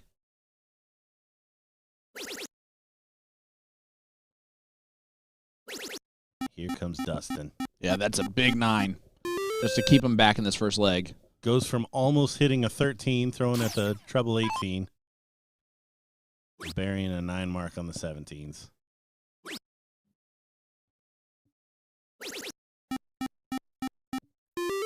Good 5 mark again from Zappa. His floor is just really very high. Like, he's thrown one game that was in the mid-4s, and I think that's all we've seen him. That's the lowest we've seen out of him. Yeah, very consistent player. And again, very consistent too. It's nice for us because you kind of know where he's going. Mm-hmm. Now, if he had that same shot in the 19s and the 20 was still open, goodbye 20s. He shoots up at that 20 every time. The 17, however, you saw, goes back to that 19 and grabs some more points. I'm also trying to read his body language at Trevor's routes that he's taking to see if that matches up with what he's thinking in his mind. Yeah, he's not giving much away. No. That includes to Trevor. Well, and honestly, I mean, that's by design. Yep. You're not getting much positive, but at the same time, you're not getting any negative. Looks like he's stepping over for the 15, and he snags it. I'm going to call that a lot of positive. Even if he's not verbalizing it to Trevor, gets the job done, and Trevor even fist bumps the friend. I'm going to guess that's the translator. And he fist bumps Ian just for fun. Anyone else? Trevor's Handing a fist bumping machine right this second. Handing him out.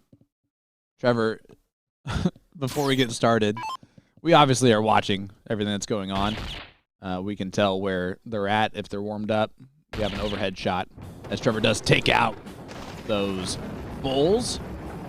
And it's a 1-0 lead for Danny and Trevor. And all of a sudden I'm getting a phone call from him. Hey, what's up, man? Hey, you need to turn the cameras. Yeah.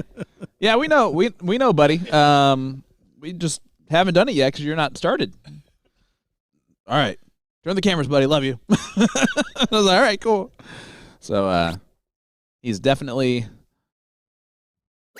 wants to make sure that everyone is doing their job properly, including being a backseat driver to the production team. Yeah, just looking out for you. We're in hour 14 of our coverage today. Yes, we are. But greatly appreciate Trevor keeping us straight here. Also, Trevor, in the future, call someone who knows how to do that anyway. Like, even if it was messed up, I'm not the one that's going to fix it. Call Nick. Don't call me. Turn it by hand before you call me next time. Don't do that, though. You see him just turn the tripod completely.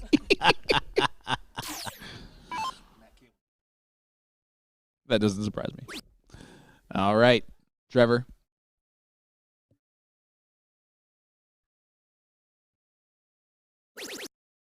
Good last. Not enough, but good last. Blew the camera some raspberries there on the way to the board. Your little.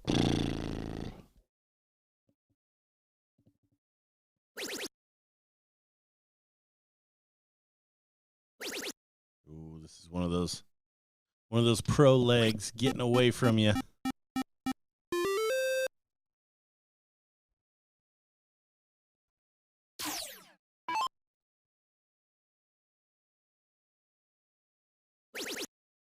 Curtis and Dustin both averaging 7 with the throw.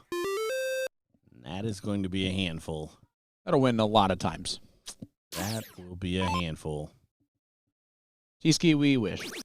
Curtis, going back up to point more before going over the 15s.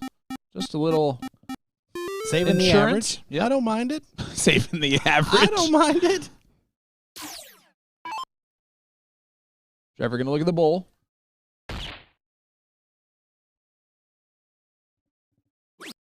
Never a fun moment when those are darts 4, 5, and 6 for you, and you're shooting at the bowl down 76 points.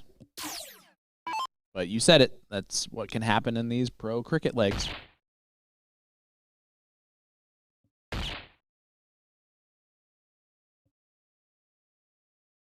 Oh.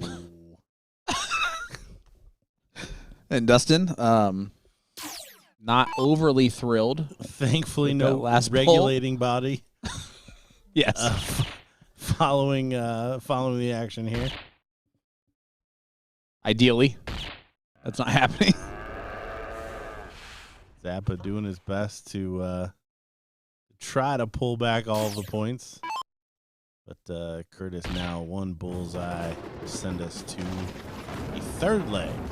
Again, this is the king seat match, so we are back to race to 3. Yep, 1-1 scoreline just makes us now a race to 2. This is now just a loser side format to see who's going to hold the king seat.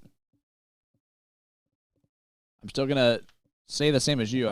My advantage is to Trevor and Danny, but if Curtis continues to play like he did and Dustin isn't completely living on the edge,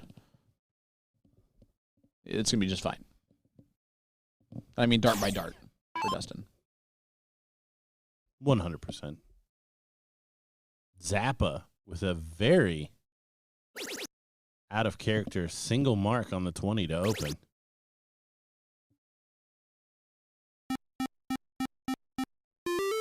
And honestly, you can't get too mad because Dustin could have just as easily filled that up. Yep. Now Trevor's going to have to help out his partner. Could have the lead. Not quite that good. Not bad. Now, which Curtis are we going to get? Ooh, we going to get 7 mark Curtis. Maybe 9 mark Curtis. No, it's 7 mark Curtis. I got an eye for these things. You've been there. You've done all that.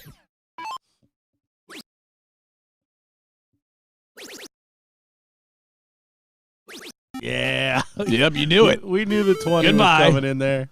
The man only hit 1 the first time, and in the exact same spot. Yep. Every time he whacks the treble 20. I mean, if you're Curtis and you just don't take all 3 darts at 20s, like that's your fault, you know? Like that's all Zappa thinks about. You've been warned. Many, many times. Nice shot there from Holt. Good leg here in the 2-hole, taking advantage of that pour open from Zappa. It was fun talking to Camille for the Polish team yesterday after his victory, and he said, he goes, I love soft tip darts. He goes, playing steel tip all my life, and then I see these triple segments, and he goes, it's fun because it's about who's going to make the mistake, and it could be literally one mistake that costs you the entire leg, and it's so much fun to play on that like level. I was like, that's really cool to like think of it that way, and it's true.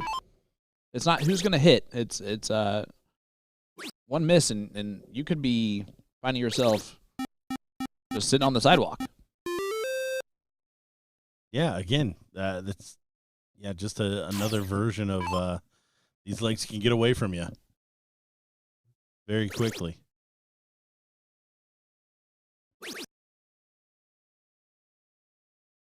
Dustin avenging Curtis's shot on the 16. He gave his O face there, I think, for a second. Yeah. I was a little nervous.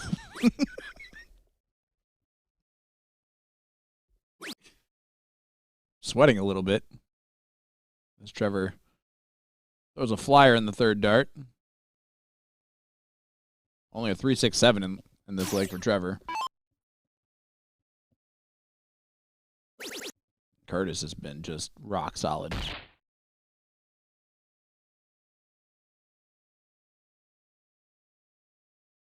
Curtis, usual double partners with Billy Garkey. I call Billy the GOAT.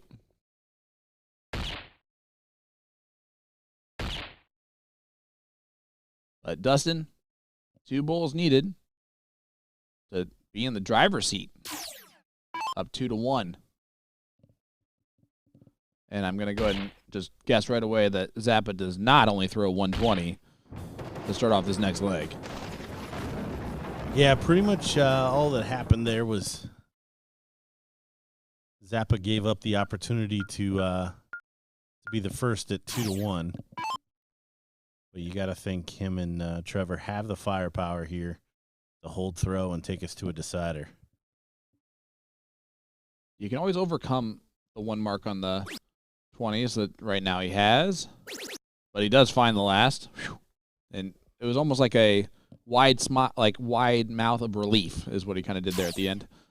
But you can get away with it. They just didn't do anything special to make up for that first mistake. Well, Dustin holding a 6 the entire leg, including bullseyes, is also pretty tough spot to be in. And you are going to live every dart with Dustin Holt when he's at the board. I feel like he could have been a great drama student, but only for the tragedies. And a reprieve, a giant reprieve.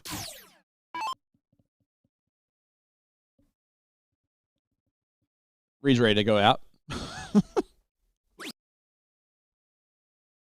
Mr. Watts having himself a great weekend so far.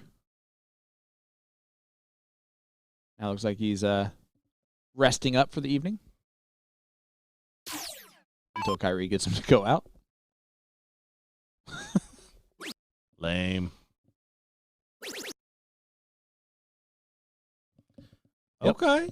He does it a different way this time. Yeah, Zappa does it on the 19s. I hate it now. The 20 open. Well, I'm not a fan just because Zappa's actually really good on that 20. So I feel like he's leaving points on the board there. You might get away with it. You got to go double here. You have to shoot at it, right?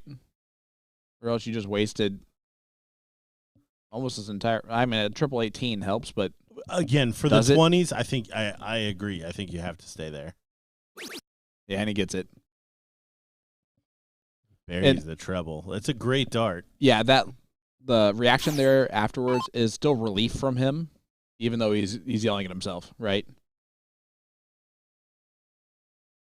Trevor's got to start going. Oh, and we finally see a little reaction from Zappa back behind there. Yep.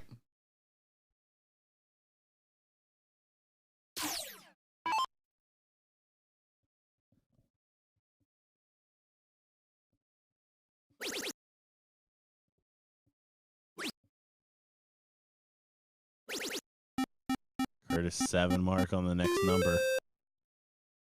The man is rock solid from Rockford. Home of Arachnid. BullShooter. Touch tunes.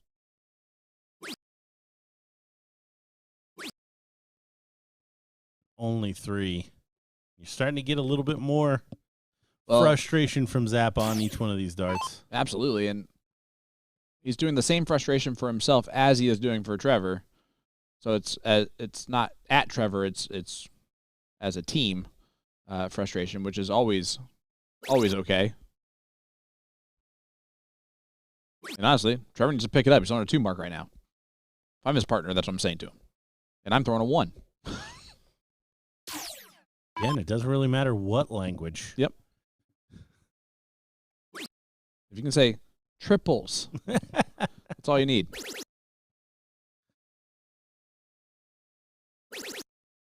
Yeah, what a shot. I just love how miserable all 4 players look. It's true. It's true. And that's the fun of this game, ladies and gentlemen. Get involved. It really is a lot of fun. As these guys are doing what most people cannot do on a dartboard. So Zappa, a measly 3.67 at the beginning of this one. And taking a lot more chances. I'm curious if that dart was at the 15 or the 17, because it was the dead center 2. Well, and that may be the reason why it was. Maybe he was of two minds on that that shot. See Masanu over there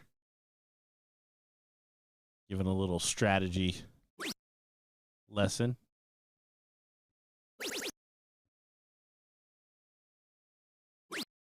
Well, Jolin, Shabuzi did say everyone, so.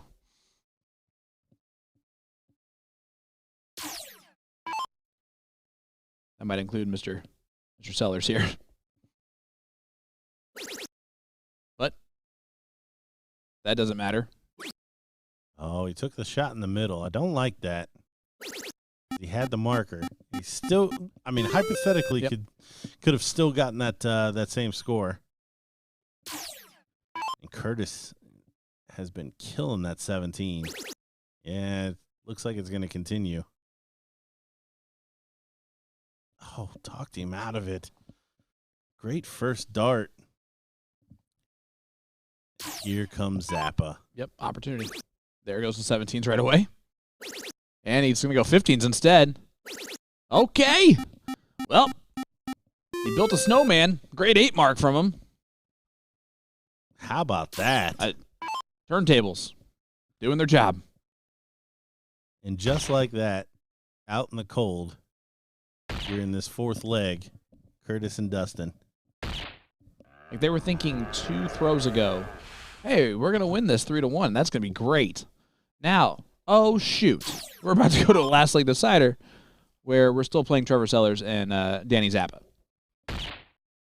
Well, and they've allowed them to get their feet underneath them, too. I think they were seriously on the ropes here. How's the math here? Matt, midway through this leg. 31, so no. Yep, that's the right shot there from Trevor to go bull. A single mark on the 16 or 15 would not have added an extra bull. Nonetheless, finish opportunity for the match. Oh, it's not going to happen.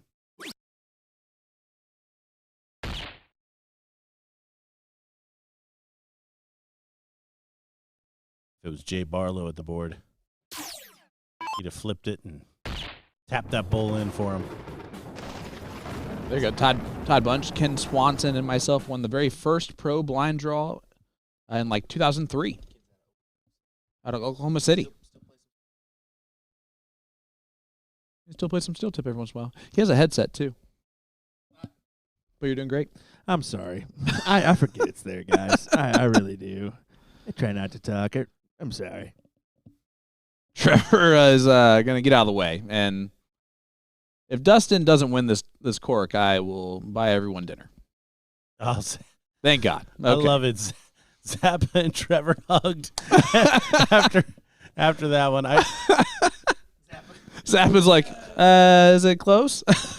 Is it me or Zappa's been corking for them, right? I would think so. Why is Trevor corking for him? He's like, I got this, bud. He drags it way low. Zappa goes a step forward and he throws an arm in front of him. Let me get this. Halfway between the triple and the bullseye, baby. I would have beat Trevor's diddle on that one. I can get 100 points on Golden Bull. The minimum score is 2,100 if you can just stay inside the triple. And Dustin taking advantage of the start. Big 7 mark. Last leg decider. This is for the king seat of the Pro Luck here on this Saturday evening. I think that's the first time we've seen Zappa miss that dart. Yeah, hit the single instead of the triple. You're right. Every other time he's at least killed it. Yeah. So it always seems like the smart shot because every other time he's killed it. Oh, my. I'm sorry. Do they not? Again, they're playing Zappa. He's going to do it again. It's not like he's going to stop after the first one. Those 18s are gone after Dustin shoots the next shot. Take your 180. Like, I'm not joking. Like, even if Trevor doesn't get the point lead here, shoot all 3 darts at the trip 20s because they're gone after this throw. And do you want to utilize your start or not? Only 3 from Trevor. Dustin already in with a 7 mark. And the pressure's on that he knows Zap is gonna be taking out this 20 no matter what. So now you grab 18s here, right? Just play a little chess? Stay on the 20. Me too. Yeah, you got to grab 60 more for all of the reasons that we were just talking about. I mean, Zappa's going to go 57, probably take it away and then back. Oh, he's not even. He's going back up? Staying. I don't like that. No, not at all. If you're going to take the first dart at it, you got to take the second dart at it. Yeah, if you're going to shoot it, finish it. To take it away, take it away. We'll see how it plays out. Right now, they have kind of punted their opportunity of these 20s. Slack visits the last two visits. Yeah, I didn't expect the miss from Dustin, especially after the 7 mark open. I mean, the toughest portion of it is done. Yep. But Trevor almost hugged the camera. Does what he needs to do. If he does hug the camera, we are turning it a different direction.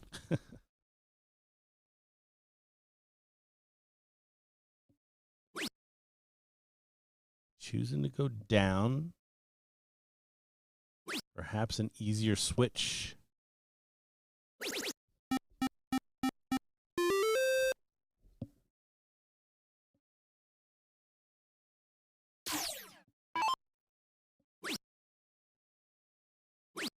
Will's learning that he actually has a headset and microphone on. I'm learning that, that's also in just distance of me just to move and do my own thing. So whenever we need something, guess what? I can do it as well, buddy. We're not even going to ask. We don't need those motions of pointing at things that don't matter. Oh, there he is. Great darts. What a time. He knew it was coming. Brian Bigham says, I was actually thinking about Trevor being one of the best corkers in the building, honestly. Then he does that.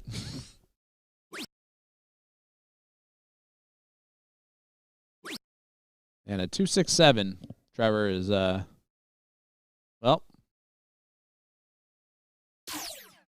good. Not good at all. Nope. With the point lead.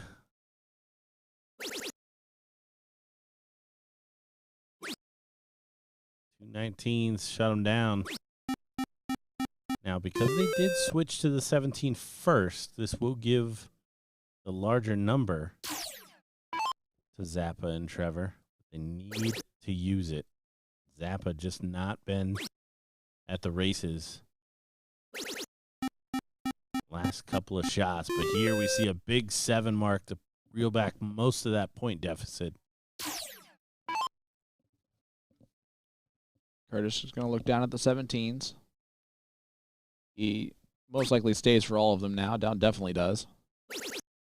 It's 4. Again, a situation where high ground versus low ground, you might be a little bit more aggressive closing the 18s with the lower number. But kind of a moot point here if Trevor does all this. Good 7. Was that Zappa motioning to go down, or was he just shaking the arm out? I am going to guess that, he's motioning to go down. Yep, that's exactly what he's doing. Which is good, because that means that they're on the same page. Yep. I mean, he was doing it since the second dart, but... Yes, fair. That's fair. Yes. Yeah. Yeah, we're starting to realize that Zappa also does it with the higher ground versus the lower ground, which is now an interesting version of that strategy. I like it when it's the opposite. Back up. That'll do, but opportunity here now for Curtis. Yeah, and Curtis has been feast or famine here in this decider thus far.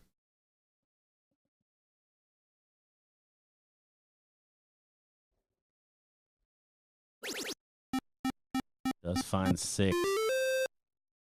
Trevor pulling his average up quite a bit after his last shot.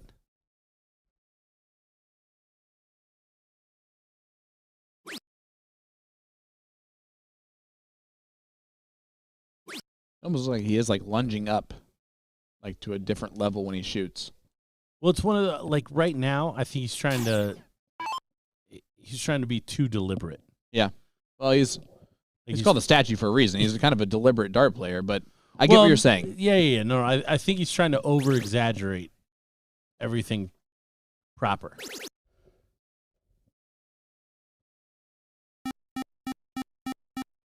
Dustin did more than enough of his job there. The problem is that Zappa can change it with one big 9 mark. 16s. Yeah, he's just that aggressive. He might stay, you know? Like, I don't know. I don't know what he's going to do. He does not like other people pointing. Yeah, well, at all. But it really hasn't been until the last leg in this one that we've seen him do it on any other number other than 20. And I feel like there was plenty of examples for him to do it. And look at Curtis coming up huge. Curtis and Dustin are gonna get this job done, barring anything crazy.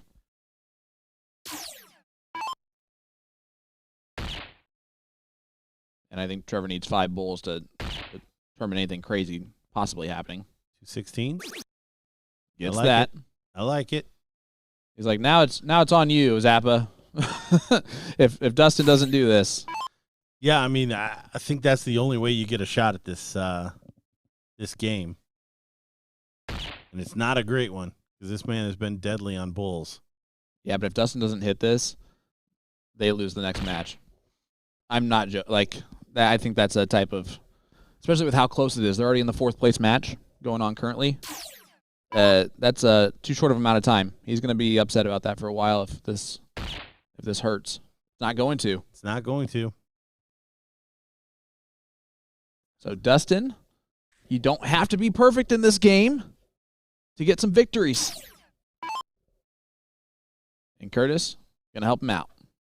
There it is. The king seat is Curtis Witherby and Dustin Holt. You love to see stuff like that as Trevor Sellers and Zappa are going to move on to the 3rd place match. And look at this, Gordon. We're back over on board number 90 for this beautiful 4th place match going on currently. Race to 2. This is leg number 1, just getting started.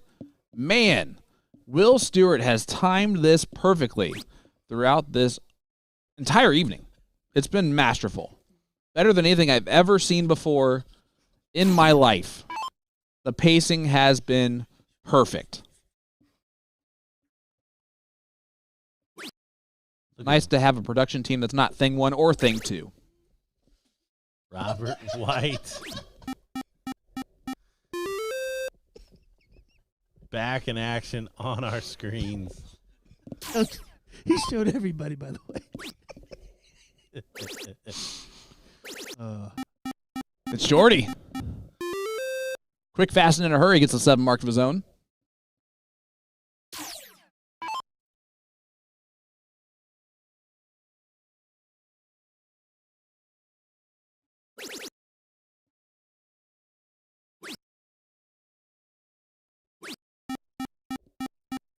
Yet another Spanish player. Yep. Still in this event. Ave Moreno. Nino, as he's known. But Moreno was their 4th player on their 4-person team, if you remember that. He was in the 4 spot. So, again, it just... And look at this! Bobby! Yeah.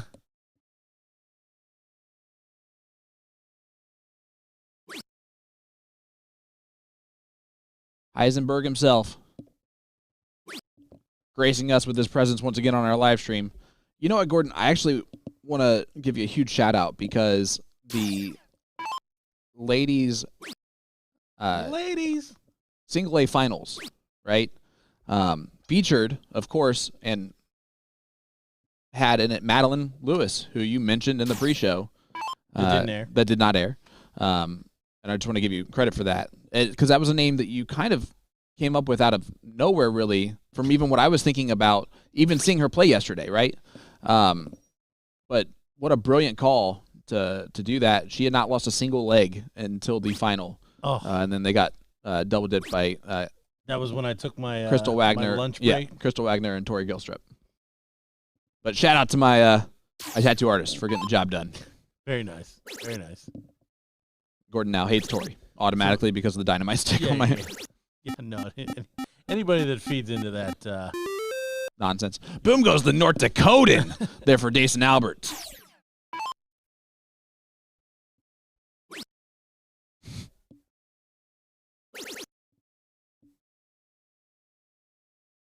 Oh, doesn't find it. Pretty good lead here. 2 big numbers. Shorty gonna try to fight back on 16s. I like how the nicknames here are. We got Shorty and we got Nino.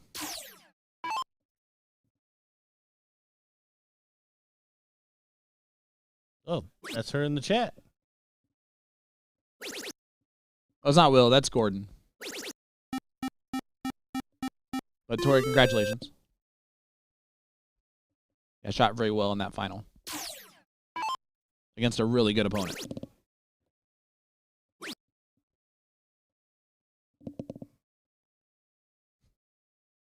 Jason just not happy. You get choked up there with that? You seem to be just as upset as he was. Nah, just a little stutter. Happens after 14 and a half hours. Now, who's counting, though? No one's counting. When we were having a great time, time flies. And if you would have told me that it's almost 11 p.m., I would have thought it was 1.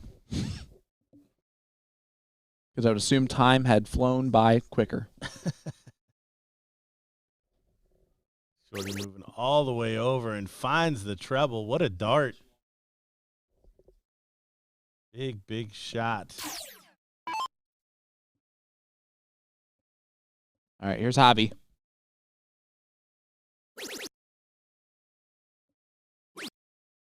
I'm telling you what, this Spanish team has got to be one of the favorites in tomorrow's It's going to be interesting. team event. The Polish team, we haven't seen them play against the big dogs, right? So, well, and we've only seen Camille, and we've seen obviously the result of the team. yes. Yeah, where they just went through. I talked to Bud Crystal about that, and he's just like, yeah, that team there was nothing we did wrong. It just, thanks for playing against us in the final. Don't know how they lost a match at all in the Monsters of the Midway. And then, of course, the team from Canada has great players on it constantly. We can't rule out our U.S. players, of course.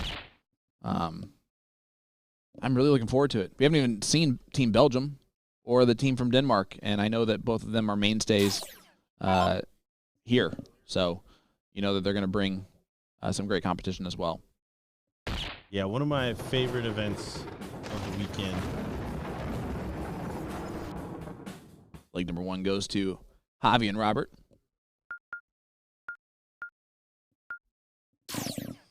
Just a reminder, this is on the loser side.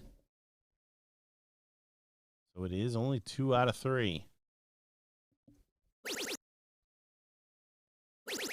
And again, this is the 4th place match, so we will have one more of that format, and it will be the winner of this one taking on Daniel and Trevor. So it might still be a Spanish team member for Spanish team member. We've seen that quite often in the deep parts of this tournament so far.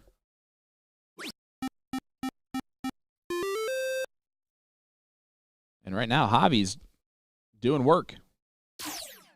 Yeah, Javi a little inconsistent when we saw him in the Monsters of the Midway, but certainly bringing it together here. I would call him almost the liability on the team of the Monsters of the Midway. Out of the 4 players, definitely. And again, for Javi to be going first on the team with Robert White tells me a lot about Javi's game and how Robert feels about it. Because Robert even goes first with Scotty Miller as a partner. Right.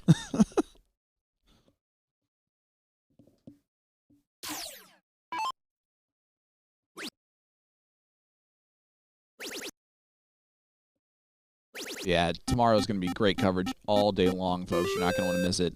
Starting at 10 a.m. For the parade international ceremony, and then the round robin. So a lot of darts and a lot of great darts from a lot of great players from around the world. Cannot wait. And also from Canada. Can't leave out the Canadians.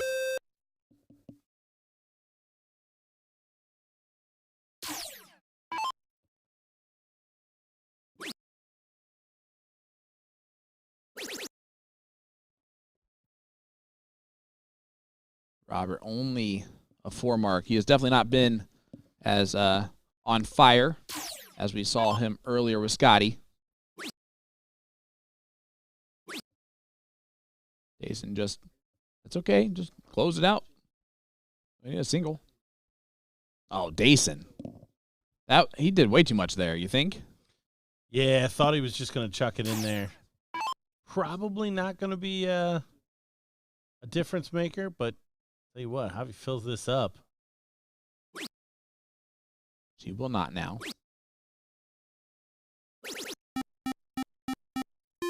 Yeah, shake of the head.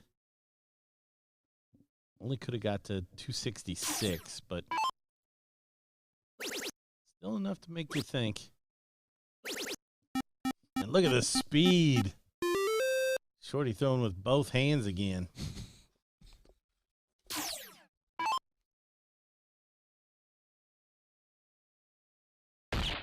There was a gentleman that I used to throw with back in the day named Shaq.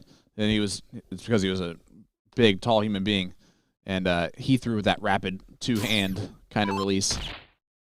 They were gone within like 1 second of each other. Dason does take out leg number 2, so let's go to a last leg decider. Is it going to be Shorty and Dason, or is it going to be big-time Bobbert and Javi? That's, again, he's got to be the best diddler I was just going to say that we've ever seen. Brian, I think Bobby White has got the biggest cork muscle in the room. And it's a fat barrel, too. Like, it just looks fatter than others. Yeah, it's offensive. It's offensive to throw at because he puts it in the double every time, and then you have to try to work around it. Has he been worse than 1 hole out of the center hole on the diddle? Not that I can remember. Not for a last league decider. And Nino's going to get the start.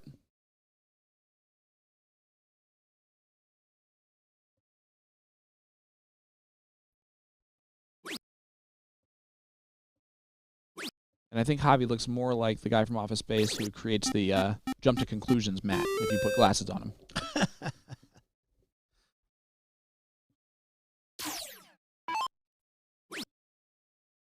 But there is Peter Gibbons in the background, by the way. Yeah, look at those losers of teammates sitting there watching their other teammates still playing in this tournament. Just kidding, by the way. Such a difficult tournament to play in. And Danny was the #1 player on the Spain team.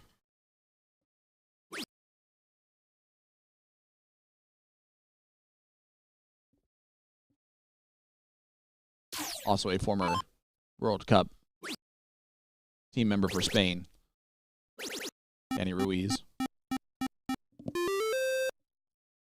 Another good shot there from Shorty.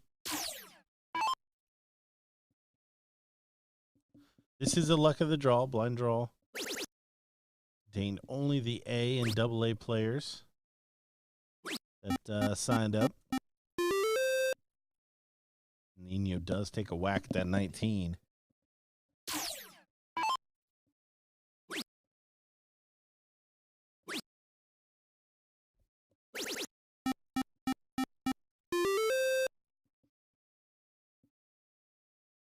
Dason continuing to be unimpressed.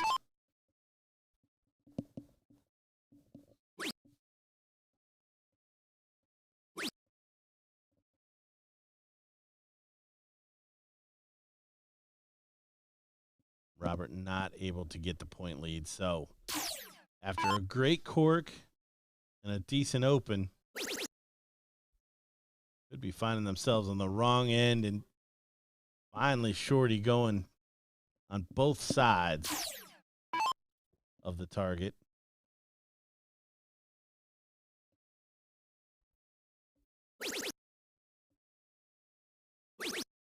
Look at this.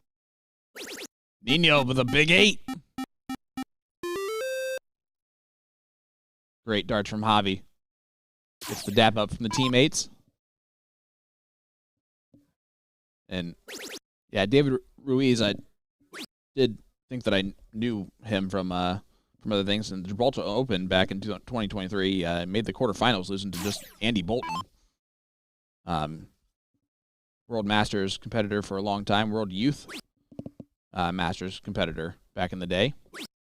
So been around the game, soft tip and steel tip, for quite a while.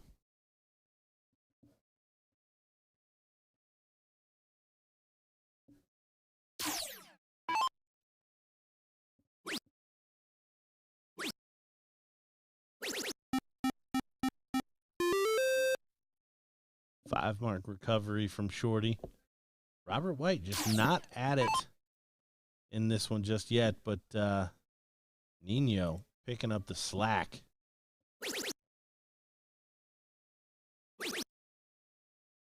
Again, he's going to come up big. Another 3 triple turn.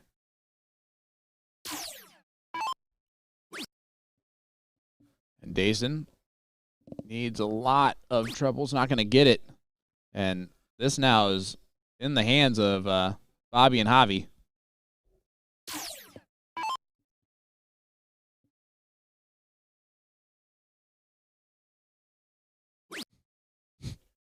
Robert getting plenty of the support to settle down here, and that's exactly what he does.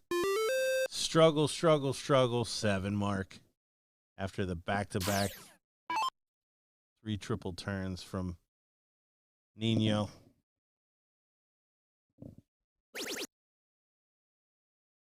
Shorty finds the trip 15, but that was not what he was looking to do to start.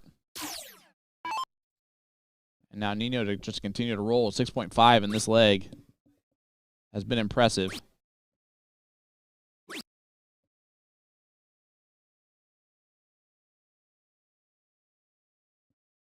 And the 3 mark does his job. Yeah, job done. Takes it away.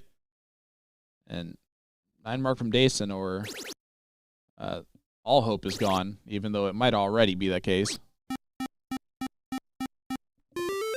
You can tell he's very upset at the dartboard for being in the position it was in.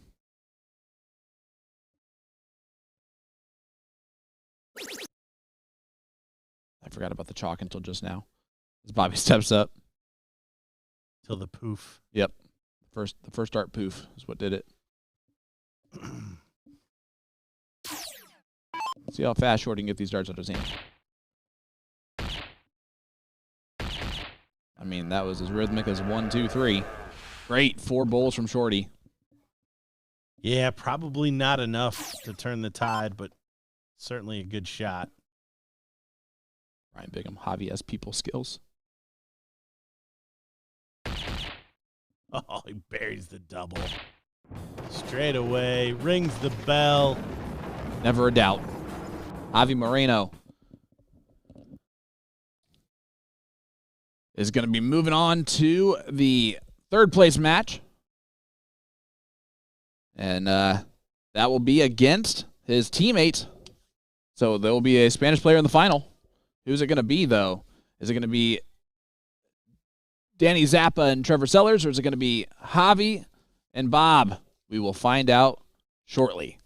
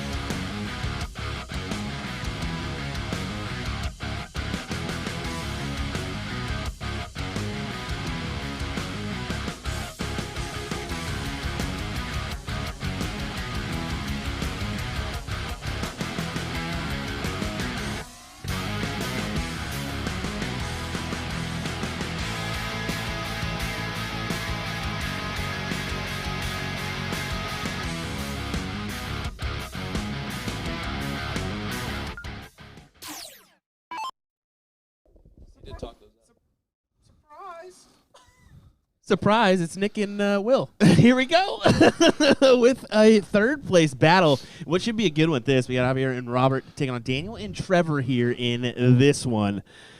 How about a couple Spaniards taking each other on? Well, I first off, let me just say this. There's no better time for me to commentate my first match at 11:15 p.m. on a Saturday into a multi-day tournament. And I'm excited for it. I'm excited for every bit of this because this event is so fun to watch. The pro luck is how friendships get made and nemesis get shown. Okay, it's 11:15 and Nick's making his first appearance. Here we go, ladies and gentlemen. It's going to be a doozy. Nemesis? I hope you guys are ready. What's the plural of nemesis? Buddy, I don't attempt things that I don't know, so I wouldn't be able to tell you. That's fair. Now, looking forward to taking a look at this. Robert White, we got to see do some serious damage on the board earlier, chalk flying and all. Curious to see how he performs here, especially because, let me tell you, Trevor Sellers was talking to me. I did a little quick tips with him out there, talking with some of the pros. And when I was talking with him, he's like, I haven't been able to communicate with my partner. And I said, I will tell you, as long as he keeps sending triples, you don't have to. Oh, yeah. Yeah. They seem to have a connection, though, still. I mean, they seem to have a connection that's working. Why not? Why not? Like you and I. Brother. Not I've been like meaning to talk to you about this. Ooh. I'm just kidding. I'm just kidding. You're the thing two to my thing one. Trying to capitalize here on another triple. He gets it. What a big 6 mark that is, as Zappa's going to have to attack the 18s. Goes right there, right at him. Needs another one of those to get the point lead back. And no dynamite, but does find a good shot there with the 7.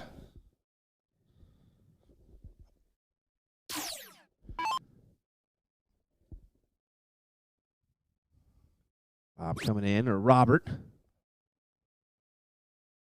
I like Bob. Have we confirmed that he likes Bob, or have we just been rolling with the punches on that one? Brian's calling him Bobby, so I like it. All right, I that's like fine. Bobby, yep. All right, well, I heard Bobberts earlier as well. I heard we were giving some of those out there. I think most Roberts go by Bob, let's be honest. Let's hear in the chat. Are you named Robert? Do you prefer Bob or Robert? Or Bobbert? Which one do you prefer? Bill Smith here actually bring up a good point. I think it's a fair question. At a tournament of this magnitude, with so much online, why do they not use a raised Aki? I'll tell you, that's just not the common standard of this game format. I've never played a soft tip tournament with a raised Aki. It's not common as common in soft tip. That's the truth there. Occasionally you'll see it, but most of the time it's a throw line that is present. So. Yeah, it's the same thing. If you're used to playing that format, why would it change just for this? Yeah. Vice versa, if that was the standard, you would expect it here. But it's a fair point to ask.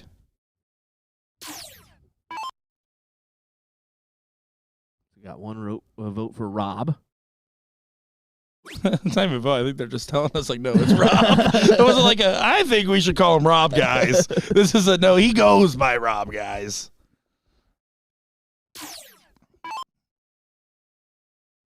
Trevor Sellers trying to get the 17s going online. Needs to collect something. You can tell he's a little bit cold in this one. 6-6, and there's 2 6s and then 2 mid-2s. Some parity across the board, but not in the good way.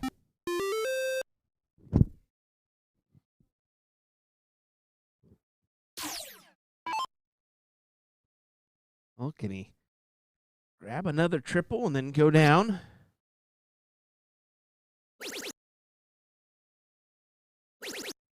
There you go. That's a good round at the board. Big 7. And Nino coming in there like a big storm in the middle of the ocean. El Nino? No? Tough audience. It works. I don't think it worked. Now you can see Mr. White coming up. Walter, that is. Oh, my goodness. And try to close the corner pockets.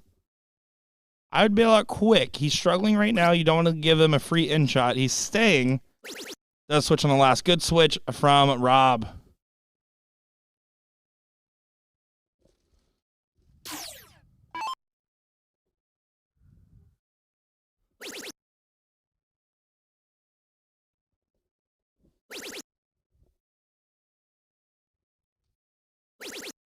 Ooh, big round at the board for Trevor. Finds that 8-point advantage. Grandy's down on bulls or on 20s here. Yeah, this should still be a simple 1-2-3 punch. I mean, even with Zappa behind, you don't want to leave the big 8-mark swing. Now you're going to have to stay. Scrap what I was saying. And there with a 2-mark, that's a wide open shot for Zappa to be able to steal in the twilight hours of this first leg. Needs to find a dart at the 20, and he does find it on the second, but doesn't. I don't like the stay, and I don't like the switch on the second dart. If you trip to the first on the 16, you switch on the second dart. Anything else, you need to get that point lead secure first, in my opinion. And I think this leaves a good opportunity for Robert, but he needs to collect. He's going for the close first, needs to drill it, needs to find a trip 20 on this last start. Only a single, and now Trevor Sellers, trip 15, single 20, and all of a sudden, advantage going into the Bulls.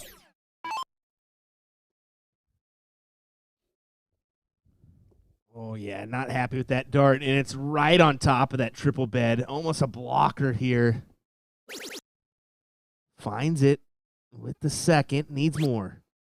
Surprised he didn't have more movement on the line there to try to get a better angle. I think you've moved over to the left just a touch. It would have opened it up a little bit more, but to each their own.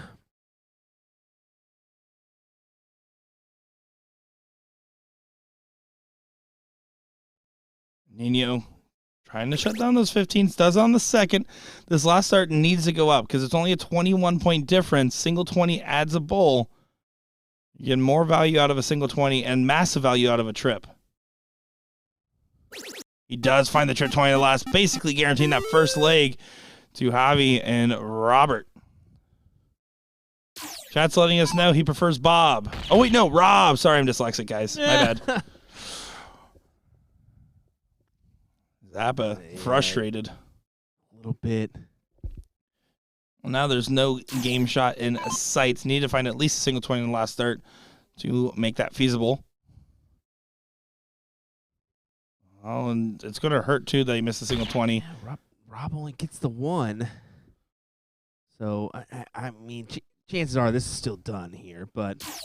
Your only play is to hit as many bulls and get the point lead. You have to take that dart out of the hand because you know that Nino should hit 2 bulls almost every single time. And will not be able to get the point lead secured. So leg number 1 going to be going to Javi and Robert.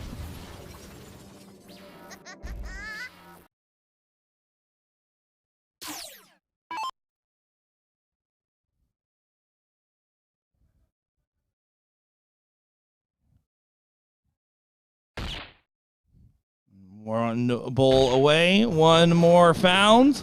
5.25 leads the pack. Javier goes ahead and takes leg number 1. But leg number 2, Daniel Zapata looking a little eager to get to the line back there. You can see the scowl on his face. Future PDC World Cup participant coming up to the line. Yeah, looking forward to that. I mean, few weeks, and that's going to be happening in Frankfurt, Germany. So you can look on and say, hey, I remember him. When Team Spain approaches their round robin stage. It has to be like a top 3 PDC event for me. The World Cup. Okay, yeah. PDC event. Yeah, for sure. I was going to say, we've had the pleasure of streaming a couple people that have made stage presence or even have tour cards now, and that's always a unique opportunity. Like Daniel Klaus, we've streamed him from Germany, and Kai Goddard, some people like that. Yep. I mean, even we had Boris here before. That's incredible. So, yeah. We've also had a lot of those participants play here in the Chicago finals. I mean, Jeff Exactly. Smith in years past, Danny Lobby, Jules, Danny, both Dannys. yeah, exactly. So it's really cool to be able to see the different types of talented players that grace us here or grace us on USA Darts or really anywhere here that we get a chance to see these guys. This is a slowdown of a leg, all things considered. Who's going to get that first sprint, that first big breakaway here? That's the difference maker.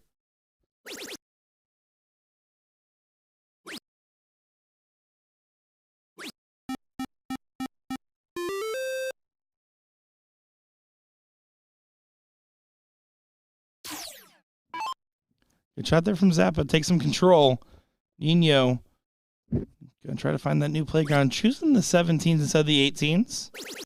Does find 4, but that's not enough to push Trevor away from taking full control of this leg here if he gets a big shot. Yeah, he's going to attack here on the 17s, you feel. Get rid of those, up to the 18s. How about a bit just around the board? Why not? Just around the board. 16s? 15s?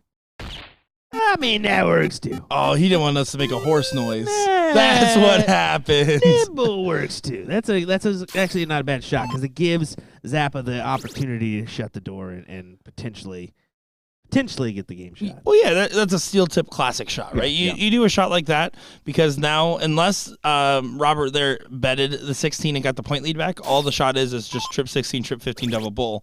There's a trip 16. There's a trip 15. Here's a double bull. Oh! Almost.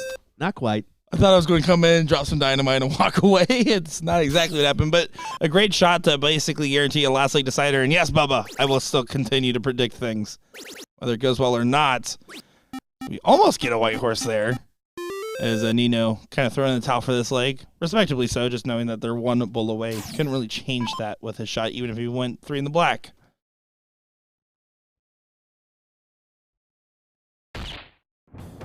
1-1, last leg decider. Gotta love it. Yeah, of course. Gotta love it. More darts. It's always good.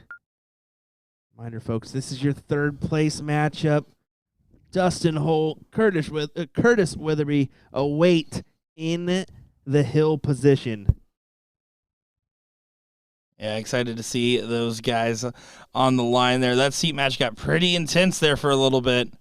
It was some fun to be had.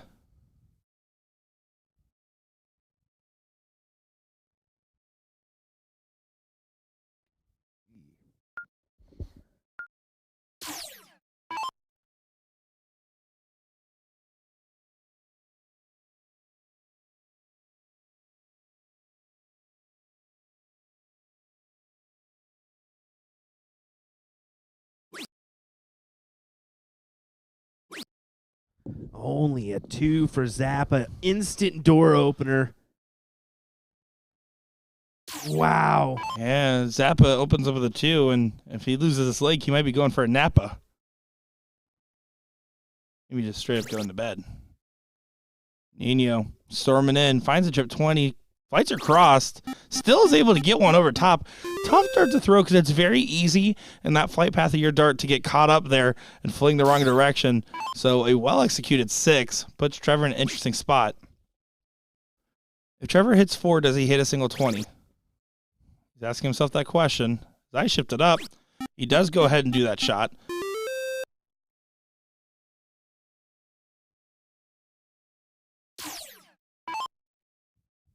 It's a good shot if Robert doesn't hit big, but first start trip lets him move. Let's see if he follows it up with another one here on the triple 19. He cannot. I was thinking that was going there. Yeah, if it went, that's max punishment, but actually that's kind of a let-off because it lets control kind of go back to the team with the throw. Zappa playing this aggressive. I don't like the switch, but then again, he finds a trip 19 in the last. I can't insult it if he still finds the cross-board correction. That's exactly what he did.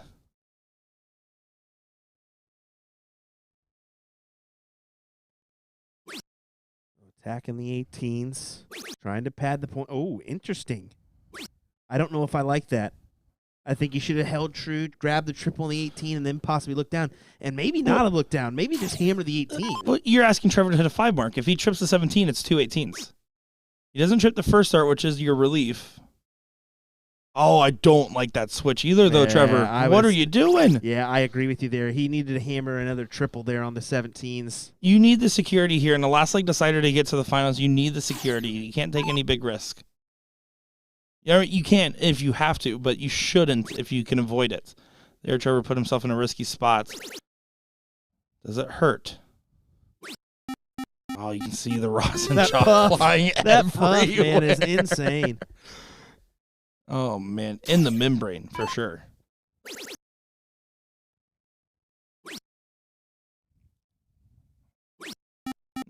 Now Zappa, not this last BullShooter year, but the year prior, my first year working BullShooter Europe remotely. My favorite thing about watching him was his finishing was incredible. His the amount of ton plus checkouts he had in split bowl double outs, I was thoroughly impressed with him then. I'm surprised he didn't swing the double 18 in the last set with how good he is on the double ring. That's a great shot there from Nino, by the way. A gentleman I got to commentate plenty this BullShooter Europe. Especially I got to watch him play team cricket for a while, which is one of my favorite games to watch. Just about a month ago, right? Yeah, it was last month. It was just after Team Dirt. Rob has to open, well, just keep pounding the 18s, really. He's taking a look. No, I thought he was going down. I was like, nobody, no, stay there. Stay there.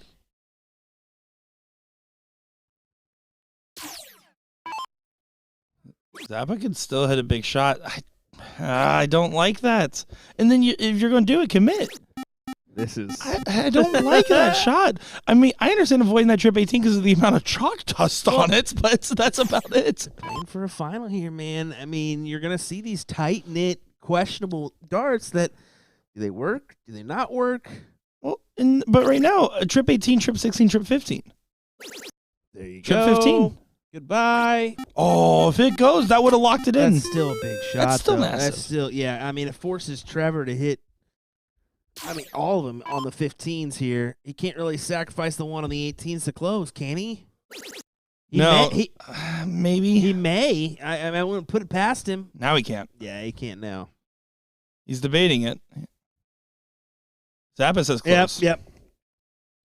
That crossed international barriers of communication. That was a very, yep, just get rid of it, bud. Well, we'll see if it pays off. He's like, there's nothing you can really do. I mean. Yeah, I mean, the problem is it's 57 points, right? So you're asking for 6 bowls with that shot selection, unless for some reason the single 15 doesn't go, but it does. So it's 6 bowls, 3 to close, 3 to get up.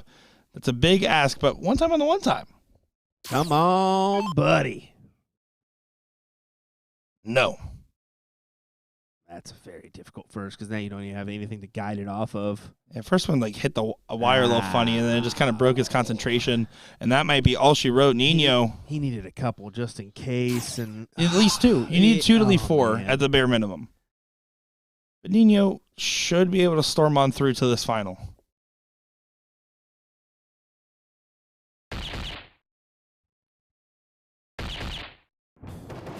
There you go.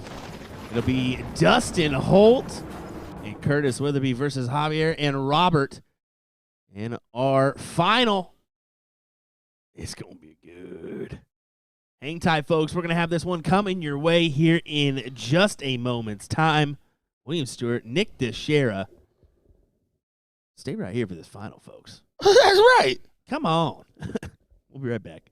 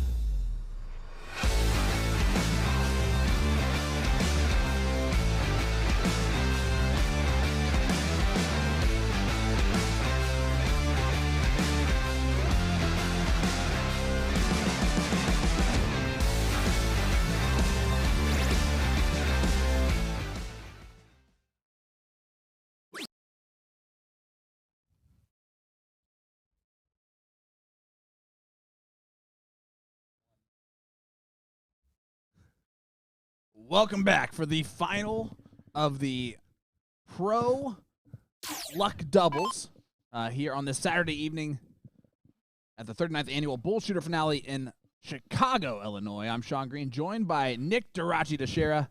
Nick, this is going to be a heck of a final, and I'm looking forward to it. Yeah, I can tell you I'm sitting in Gordon Dixon's chair, and I feel smarter already. This is incredible stuff. And this should be a lot of fun to be able to look at these guys. I had a chance to watch the seat match out there a little bit as I was talking with the different pros and filming with them a little bit. It was a really cool opportunity to be able to see all the different action in person out there rather than just from behind the screens of where we're at. The energy in the room, even as it's thinning, is still very intense. These players want to get the win in this event. Oh, absolutely. And to have a duo that we've seen, Robert White and Javi. Robert White, of course, made kind of a first appearance for us on the stream today with Scotty Miller. Was going first on a team with Scotty Miller as his partner. Tells you a lot about how good of a player he is. So this is no surprise to see him in this final. And the same goes for the other three players that we've seen so far. Well, it is surprising is how one-way traffic to this matchup is in league number 1, it seems. Curtis and Dustin, yeah. They did obviously spent their break well. Yeah, Dustin is a seasoned pro, and Curtis, I don't think, does anything crazy for pacing purposes. But it'd be really cool to see the home of BullShooter hometown player and Curtis Witherby win this Pro Luck this evening. Yeah, I was talking with Nick Jorgensen from Bullshot Darts out there. Yeah, absolutely. And I was Nick's like, here. Yeah, he was out here. I did a quick tip with the pros with a guy that literally does videos about it, right? I love that. And when I was talking with him, I was like, I'm moving up to Illinois. He's like, wait, you really are moving up to Rockford? Why Rockford? I was like, oh, it's the home of Arachnid. And he looks at me, he's like, really? And I'm like, you live in Illinois. How do you not know this dart expert, man? Yeah, and Dustin also an Illinois native, I believe. Now, here's the X Factor conversation that happens in finals like this. Dustin doesn't drink. Do you think that's helping him in a moment like this, you think? 1,000,000% yes. And I think that this is one of the reasons why he probably does not take part in any aspect of that. He's able to he doesn't have anything to worry about pacing. I think Curtis is similar in that way, which makes perfect sense why they're the king seat. Why they get along so well as partners. They don't have to worry about each other maybe cellarsing it up a little bit. You use that verb. 2 bulls needed for Curtis Witherby. Whether it be in the bull or not, it's not going to go so far. Needs to find the double bull. 4 numbers. You still stay. Gets 1. 2B or Witherby? That is the question. The answer was 2B. Yeah. It stands for 2 bulls. Yep. And he only got 1. And Bobby White. Rob, I guess, is what he actually goes by. Correct? Yeah, the chat made that very clear. That was not the correct read with the bobbert. Oh, that's fair. No, that's never a correct read, guys. That was completely a made up name. So Dustin does take out leg number 1. It got surprisingly closer than it should have by the end of it because they were getting railroaded hard early on. It was still 4 numbers, though. It's true. Yeah, it just seemed like it got closer there at the end. But a 1-0 lead now for Curtis and Dustin. Javi's going to get us started here in leg number 2. We'll see he's able to do. We saw him fare very well in that last leg decider where he averaged a 6 in that last leg to help force through and send home Sellers and Zapata. And he starts off with a boom goes the dynamite. Really good. I forget I'm sitting next to a professional when you rip the boom goes to dynamite like that. I like when you say rip the boom goes to dynamite. That's kind of funny. Well, how would you prefer me to say it? I've never heard rip used in that type of like you verbiage. ripped it, like let her rip? Let her rip is a phrase. Yeah, right. But I don't think. Anyway. You ripped it. Rob stepping up, closes out the 19s right away. And what a difference a leg makes, right? Javi starts off with a 9 mark, and Rob at least gets the 19s closed. It's all about tone setting. Every leg When you're at a pro blind draw in a world final, right? This is truly just set the right pace and your partner will follow it. That's what it feels like for a lot of these different matches. Everybody has the ability to be the best guy on the board. It's just about finding the right timing of doing it with your partner. Consistency is everything in this game when it gets to a certain level. Nino trying to add to that consistency, and he does not do so there. Dustin, a bit of an opportunity. Yeah, you can definitely make something interesting happen here. You would need to start with a good couple 18s before you can consider any other options. And frankly, this is a turn where all I'm thinking about is 18s and setting it up for Curtis on the next go. Yeah, the one thing that I have loved from seeing Dustin Holt tonight is that, for the most part, he takes advantage of the opportunities that he's given and does not do so there. I'm going to blame myself for that setup and see if Rob can punish. Well, and you can say what you will about Robert, right? But he left his mark on this board, mostly because you can see the chalk all over the 15 and 18. Yeah. Listen, the chalk flies. You don't see that very often in soft tip. Very rare. Yeah, it makes perfect sense as a steel tip, especially for a lot of Canadian players used to hold chalk in their hands as they play. There's still a lot of CDC pros, David Cameron being one of them, that has chalk in his hands as he plays darts, even though there's no chalkboard or anything for him to write on. Mm-hmm. It's just what he's used to when he plays. I used to have something very similar where I used to hold an iPod Nano in my hand listening to Look What You Made Me Do the entire time. And Dustin's going to step up here and well behind. We'll see if he practices for leg number 2 or leg number 3. Yeah. Because I know how to count. He got there one way or another. Oh, look what you made me do. I messed up that one. Does it feel weird that you have to be the straight man when I sit in the chair after being with Gordon all day, who is the straight man between the two of you? It's you mean like demeanor-wise. Yeah. Not whatever the other interpretation could have been. I mean, either way, it doesn't matter. That's not. But it was for clarification for the chat, who's wondering why we're having this conversation in the middle of this leg, as it is now 1-1 scoreline. Javier and Robert versus Curtis and Dustin. This is a finals where it can go to the double dip. Why did I sit back down? That's really what I want to know at this point. I think it was to challenge myself, and I'm going to be a better man after this. Leg number 3, Dustin going to get the start. And yes, it is very weird having to sober myself down a little bit in the goofiness, I guess, aspect of it. Or I can just play along with you, which it's probably going to end up happening here eventually, because that always ends up being the change. Well, it's time to get serious, Sean. Dustin Holt going to go ahead and get us started here for leg number 3. Thank you, thing 2. A 5-mark opening for Holt. The good news is that I don't think ever would have thought that this was going to be the way that these jerseys were going to look and everything. It's way, like, you just need to actually put tape on that bad boy on the front that says 1 or 2 and just walk around with it. I'm glad you guys didn't make the connection till the end of the day, because it would have been all day like that. Listen, I mean, hats off and hands down to Heather Kinzer, who for the first time ever messaged me tonight with the picture of you next to thing 1 and thing 2 and said, "I spy one and the same." That's all she said there. And it has been LJ's favorite thing, I think, ever. Oh, he loves it. Yeah, he is a fan of mine after sending both of those things this evening. We're all fans of you here, Sean Green. Not everybody. I've been told many times to my face how much people hate Boom Goes to Dynamite. Someone came up to me and said, "Are you the Boom guy?" when I was out there, and I was like, "No, I know the guy." Well, I don't like it. This is how that conversation went. It's not my fault. It actually is. Good shot, 20 on the last there for Dustin Holt. Back to the match. Nino pushes the 17s. Needs to find all in the 17 bed and still will not be able to fully recover the position that he would want to be in. Boom goes the dynamite for Nino as he hits the 3 in the bed on the 17s. Like a forecaster predicting a storm before it blows on through. Like an El Nino. I was leaning into that a little bit. Figured that. That was really good. Curtis. Acting like a killer.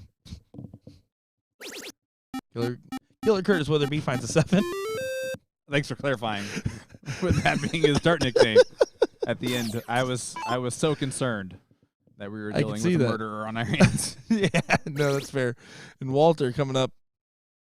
Eisenberg himself. Oh, no. He does need to get a bowler hat, though. Only a 3 mark. And Dustin in the driver's seat.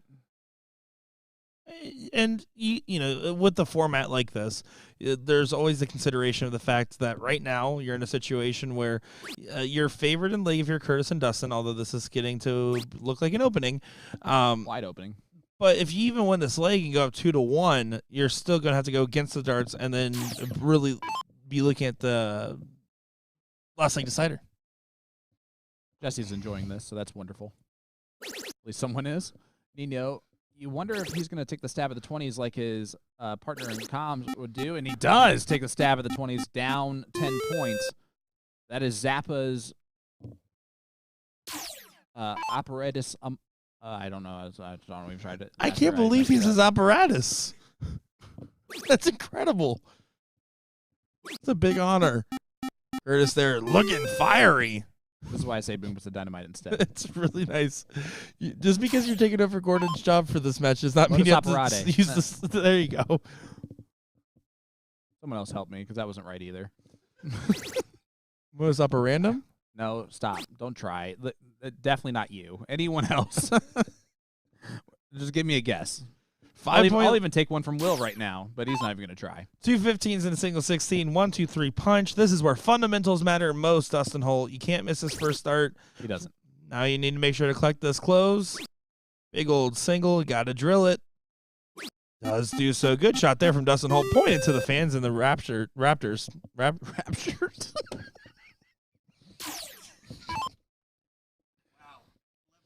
That is a Freudian slip if I've ever seen one. Or heard one, I guess. Why am I off? Oh, okay. It's certainly 12 o'clock. You can tell. It's only 11:55, actually. Nino gets 5 bowls that round. So there's the point lead. Puts a little extra pressure. When do you move on this? You don't ever move if you're Curtis, right? You're just trying to set up your partner for the hat trick, right? Yeah, you definitely put all the pressure on Dustin. Ooh, unlucky on that last start. Might not be able to put any pressure on Dustin because, listen, Rob might be the most unknown out of the players here, but he most likely hits this. It's 2 bowls and a trip 16. And that's a happy little accident. No longer happy because he also needed 3 bowls. Only gets the 1 bowl, 116.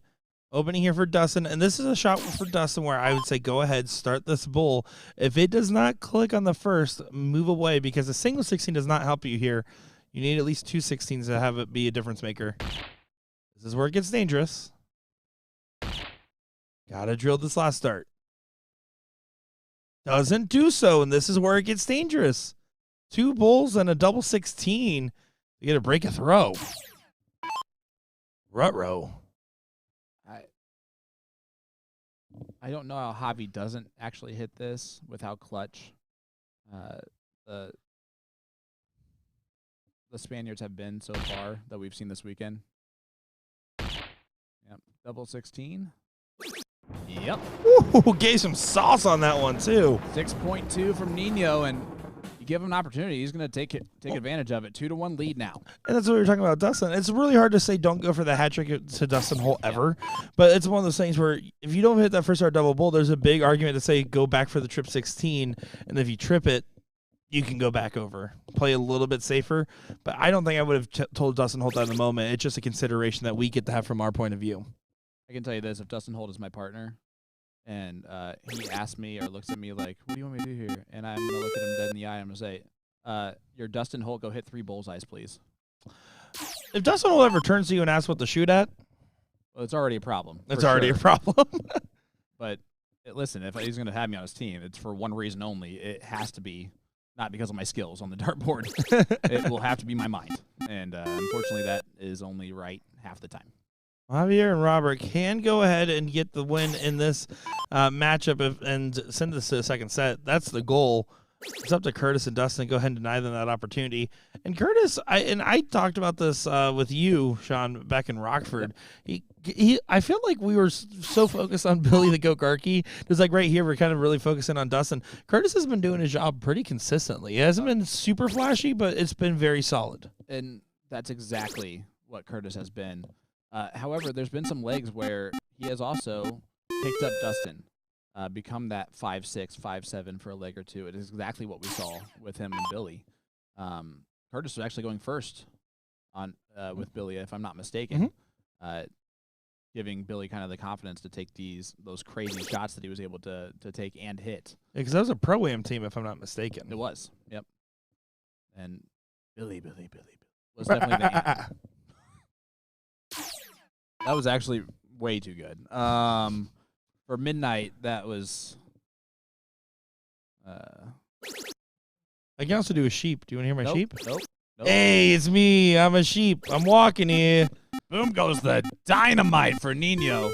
And what would you guys rather have? Nick saying whatever the heck he just said, or boom goes the dynamite? Exactly. Not even a question. Will's crying. I think Will's done. I think Will's crying at the fact that I'm not breaking at your craziness right this second. There's a tough shot in front of him. Justin Hightower saying he was a big fan of the Got Porky video that you posted earlier. Will? That was a good one from Will Banger. Nick? That's what I meant to say. Was it Will? It was Will. Okay. No, you got it the right. way you said it was like almost sarcastic. No. I had no idea. I'm always serious. I don't know why I laughed at that out of everything. I don't know either, man. It was that audacious. It's been a long day of fun coverage here. Long day. Now a long day too, as the coverage has rolled over. Well, we talked about this last year, but my first year being out here in Chicago was so much fun, and then hearing here year 2 for me being out here, Gordon's year 100 probably, and then you guys being out here for the first time. It's 7. really cool. You're 7 for Gordon. You're 7 for Gordon. It's really cool to have all the range of perspectives and being able to continue to grow and watch this tournament change in real time, right? Yeah. Just even from last year to now, very different. 100%. And I think that most people would agree that any of the changes that have been made have been positive ones or steps in the right direction towards what everyone kind of wants to see overall. I'm got to be honest with you. The thing that I've loved the most is having the ladies, the AA ladies, play the same exact format as the AA men. It's also a favorite thing because they always talk about how, like, we should play the same format and all that stuff. But then when it happens, they're like, I don't get to play this format very often, and that's going to be crazy. But nowadays, they're playing mixed doubles that are that format. They're used to playing those types of formats now at the big events, and they showed up and showed out. They certainly did, and they put on some stellar performances. Yeah, and even, hand in hand, having 2 boards in the bullpen this year has been a big difference maker. I mean, last year there was occasional 10, 15-minute breaks after every other match. It felt like you guys have been kind of cruising through. You and Gordon in particular, I mean, just talking, yapping. It's easy to have things to talk about. It's awesome. When there's great darts going on the screen, when we're getting to know new players and see some players take extra steps in that positive direction towards a higher level of their darting career. Taylor Thaxton winning last night is going to go down for me as one of my favorite commentary moments that I've had so far in the 5-6 years that I've been able to do this. Knowing how much it means to her to do that, and it would have meant the same to her to do it at a local bar than it did, but to do it on this stage in that bullpen. It's a different level. It's a different feeling. Is especially to go through all those nerves and battle back through. Because the last thing that you hate to see is things like that happen. As Javi and Rob are gonna, shocker, we're gonna go dipping. Here in the know final. what? I'm thinking let's switch it. Triple elimination. Let's see how many dips we can go. We're 5 out of 6 today in the finals of going double dips. The only one that didn't was the one the where we got double part A, way, where we only got to see the very last part of the leg. Everything else has gone to a double dip. Well, Jack Wagon, great question here. What does AA luck mean? So luck just means it's a draw. Every player in this pool is either a double A pro or a single A pro. You go single A pro by winning at a regional. Yep. And you go double A pro by winning at Chicago. Yep. And then those are and then you have different terms of lengths for how long you are actually on this pro list. And you go AAA pro if you get your car fixed. Yeah, triple A if you need a tow. Yep. And it's kind of a little bit of a confusing naming system that might be having some adjustments here pretty soon. But basically, a lot of good players got paired up together randomly. Yep. So yeah, you put your name in a hat pretty much, and they draw out random pairings. So you get a random blind draw partner. It's not a bring your own partner event like most doubles events will be. It is one of my favorite parts about Chicago, though, is like this is a main event still, right? So having main events where you're having your top talents get mixed up together so you don't just see the same teams you've always seen. Yep. I love seeing iconic duos like your Garrett and Porky type of pairings where you see them play together for year after year. But I also really love seeing brand new, you never would have expected Trevor Sellers, Daniel Zapata to play together kind of pairings, too. Rob White and Javi probably can't even speak to each other. Like, they probably cannot actually communicate. Oh, I watched them try to communicate earlier. Can I tell you what that was like? I can almost guess, and I'm going to guess it's like they almost can't communicate with each other, and they're still in this final doing this. Boom goes the dynamite for Dustin Holt. That's so cool. And the third place match, the third place team, Trevor Sellers and Zappa, another team that they could not speak to each other at any point in time. So, correct. It just shows what can happen there, right? Well, it was a moment where I walked out there and the match prior to Javi and Robert getting into the bullpen for these last couple legs. What happened was that they were literally Javi's about to hit start match in their, I assume, fourth place match or whatever it was, fifth, sixth, whatever it was. Goes to hit start, and then he turns around and sees Robert up there trying to buy drink tickets and is trying to flag him down. Robert gives him a thumbs up and then accidentally walks to the wrong board. Just a completely different direction before eventually they got it figured out. And that was a level of communication we're dealing with here. Yep. I gotta love it. Pickle, it is in my Hoosier accent, so leave me alone. It also might be of Nick that did it. I don't know. I don't pay attention to those types of things. I don't listen to me either. Yeah. I mean, Curtis and Dustin having major communication issues, I'm sure. No. Dustin not happy with that 3 mark, by the way. He expected that to be more, and you saw that by the reaction looking for the alternative angles. Well, that's how I follow a 9 mark. Mine's usually with a 2 mark. I follow, it's like 9 mark, 2 mark, 5 mark. That's like my order. That's a pretty good call. I usually go 9 mark, 3 mark, 0 mark. 0 mark, 0 mark, and then I lose the leg. But I start off great. Josh, the coverage tomorrow starting at 10 a.m., correct? That is correct. For the parade and international.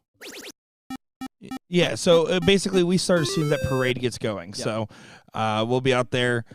6 total countries. Unfortunately, only 5 will be participating as Canada fell a little bit short on actually getting their roster finalized.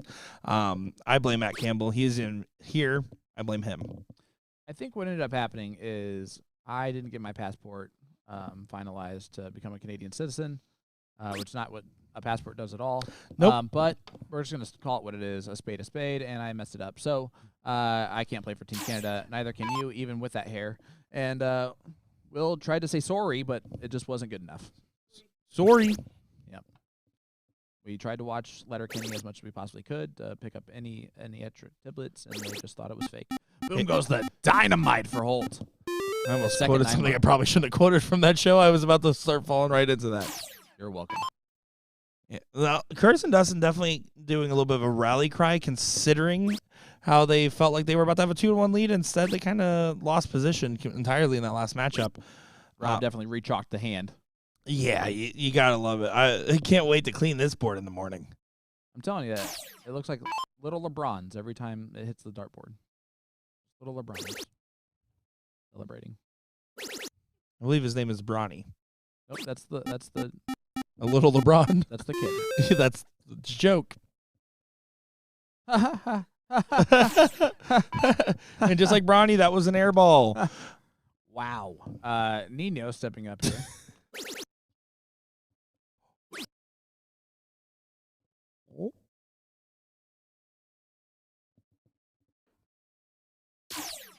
You've been on there for 30 minutes. You just found a place. He's a peruser.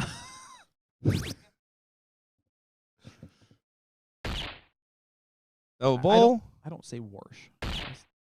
Let's not go that far. Okay. Washington, D.C. It would behoove you. Only one bull away for a 1-0 lead in this deciding set here for our finals. It's been nonstop fun, and I hope you guys have been enjoying the coverage of the professional commentators that were here before I was sitting in this chair. They were.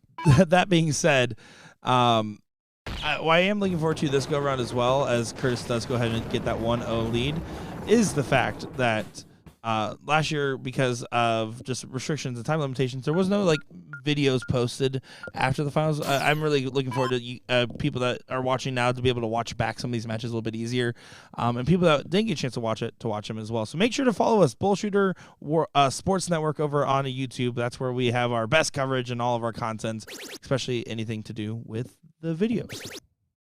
Nino Storming in with a big 9 mark. Huge start for Nino.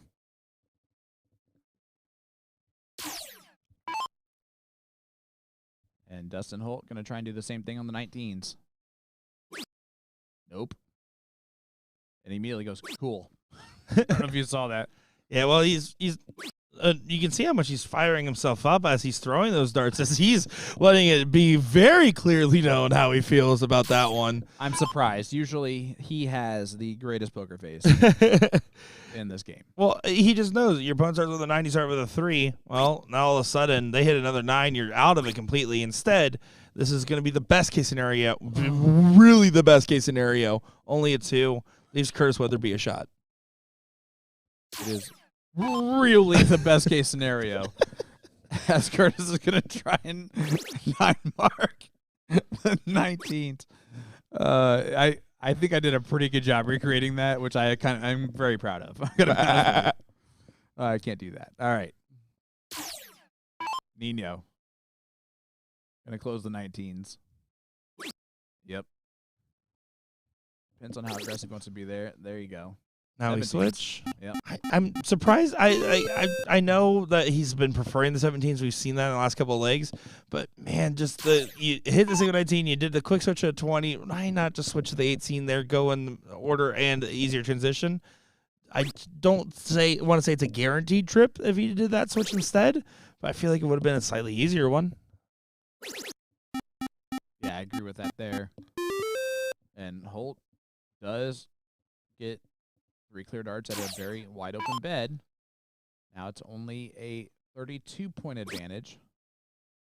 52-point advantage. Back to the 20s. No, he stayed on the 18s, and I do not like that gameplay, because 54 points gives him the 2-point lead, and you take out the 20s at your earliest opportunity if you're Curtis here. And only a 3 mark needed to do that. And that was an interesting start. You got to look at it. And he does and pins it. And that's why they call him Killer Curtis Weatherby and not Kind Curtis Weatherby. That was a very mean shot. I love it.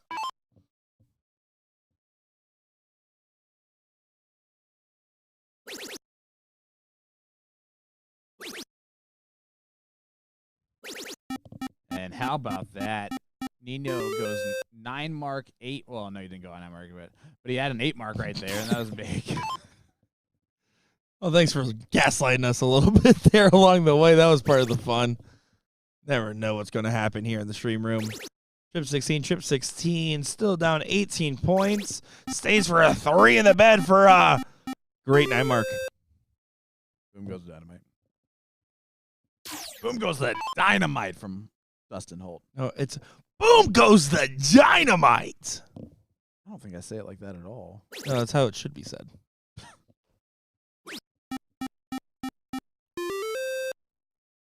Good 5 from Robert White. Curtis looking at the 16s. Does have a chance because of that big shot from Dustin. Trip 16 needed on that dart. Yeah, unfortunate. Yeah, that's not the time for the 2 mark. That could be the mistake that cost them this leg potentially. I mean, it's also A score lines versus and the B score lines. It's two different stories. You can see 7-3-3, 6-3-3, 3 and a 4. If the 3 or the 4 gets brought up, just a single mark either side, it makes a big difference. Let alone if they're playing at their true mid-5. Everyone at this point in this final knows that they have the ability to be a mid-5 or higher for the rest of this, for these last remaining leagues, I should say. Well, Robert's going to get a chance here, but I fully expect Dustin to take back control of this leg. And he's going to lower my expectations about that. And not happy with that dart at all. You can tell exactly how he feels. It's in the mid 8s, you know. It's not a good dart for him. It's definitely a flyer. If he switches to the 15s, no, he stays on the 16s. He had enough room, and I was not sure about that. Yeah, even if he didn't have enough room, he really needs to get that point lead secured because now you want Robert to have only a 1, 2, 3. You want him to only go single 17, single 16, single 16, and leave the potential 7 mark. Or he doesn't shoot it and instead paints the 17 with plenty of chalk. Chalk went flying, That but is a lot of chalk. there's a lot of chalk on that board. But the darts do not find the targets that they were intended to find. Yeah, this is a way better situation for Curtis than instead of the 1, 2, 3 punch. You got to take a look at it, right? Yeah. No, He doesn't. wrong. Here's the thing. So he goes at last start instead, hits a trip 17. Then I guess it is just trip 15, single 16. It's a 5 mark ask. I understand why you wouldn't do that, but at the same time, the 9 mark doesn't kill you as much as it could have. So I'm of 2 minds on that one. Nino does find the last dart, but I also, math-wise, it was 53-point lead versus 51, which definitely is a difference. But this is going to be, again, the best opportunity that Holt's going to get to kind of turn this around. Oh. And that's completely blocked. Yeah. He's going to have to, he's moving to the side. He's going to throw into that barrel. You see exactly where did he kick right off it. You have to get away. You should not stay. He does stay, and he does hit. Never mind, you're a genius. My, how the turntables. Well, it's just that last start, but you would expect it to deflect a little bit more. But he moved over knowing that he was throwing into that dart, and it was a well-executed shot from a top-notch pro. Well, when I saw him not moving after dart 2, I figured he was staying there for a third, and that he found himself a good angle. And unfortunately, after Rob hit the triple on the first dart, nothing, and Curtis can just 3 fats if he wants to on the 17s. Instead, he's going to get some more. A lot more. Big 9 from Curtis Witherby. And, again, he was sitting a little bit low, brought his average up to range. You can still see the 3 saying at a 3.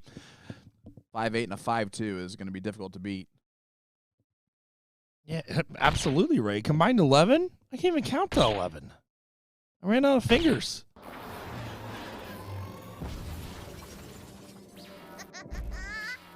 Dustin Holt not going to have PTSD of the previous legs where he lost on that last start of the bowl. Doesn't matter what the position they're in. They're in a great spot to go 2-0 up. Why are you voodooing him like that? They're in a great spot to potentially go 2-0 up. You just voodoo Mama Judooed him. I'm sorry, what did I do? Voodoo Mama Judooed him. One more time. Voodoo Mama Judooed him. Robert finds a bull. And another.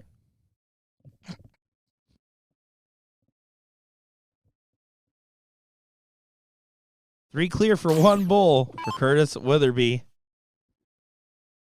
To get 2-0 up, a near death sentence in a format like this, by the way. Yeah. Because you're going to get 1 leg with the throw. Yep. Guaranteed. Might be 2. It could be 2. Yep. But you don't want to go to that last leg decider in the final, ever. Unless you're Javier and Robert, then you do. Unless, and I can't make this clear enough, unless it's the last live stream match of the evening, then it's guaranteed that it's going to go the distance. Oh, it's not saying that it won't happen. It's just that I don't think they want that. Who? Curtis and Dustin specifically. No, they definitely don't want to do that. Obviously, Javi and Robbie are going to want to.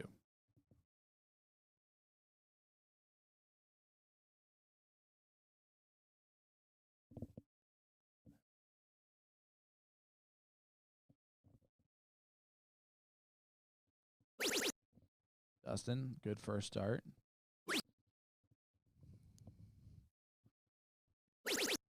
Good 7. Yep. And that's about the calmest response I've seen out of him. Yeah, and you can see giving a little bit of respect towards each other there, trying to hype each other up, saying, let's get this done here and now. We're going to propose a different idea. And I'm still waiting to see the Rob White that I saw earlier today go first on the team with Scotty Miller and be the best player. You're deservingly going first. That 7 mark shows a little bit more of what I'm used to seeing out of him.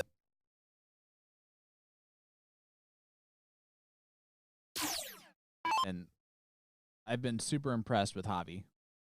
Again, he was the anchor player in the midway on Thursday, and there wasn't really an argument there. As we get some boom goes the dynamite. Well, you're seeing a very strong version of Javi. He's throwing very well. You would love, and maybe I'll try to get someone else to join me next time the BullShooter Europe stream comes around, because, man, when they're in Salou, Spain playing this, they get crazy. The crowd gets intense. We'll try to get we need to be on site for that. I've been trying to say that for a while now, and I keep ending up remotely doing that one, waking up at like 4 a.m. to start the stream. I wish I knew someone who could figure that out. If I can't get myself there, how do you think I'm getting you there? It's for community relations or whatever. I am the man of the people. Curtis Weatherby over to the 17s. Needs a 3 in the bed and then borrow 1 of Porky starts. Needs at least 4. I'm supposed to manage the international community if you're not international. Augustine's the director of Europe. He's got it. Cool. And we need a stream team. Javi can take advantage of this. This leg should be going heavily in the direction of Javier and Robert, but I spoke too soon. This is an opening. Dustin Holt does have an 8.0 going. I really can't count out anything at this point. I can count out Dustin missing a whole lot. Feeling that's not going to happen. He won at 9. And nodding his head at 5. There it is. Yay! Gives himself a round of applause to his darts. It wasn't to him. It was to that last dart for listening to what he wanted. Not enough to turn the tide, but it's just enough to potentially give a route, unless another triples hit here. It is. All right, going to the next leg is where their mentality is going to start to shift to. 1,000% it is.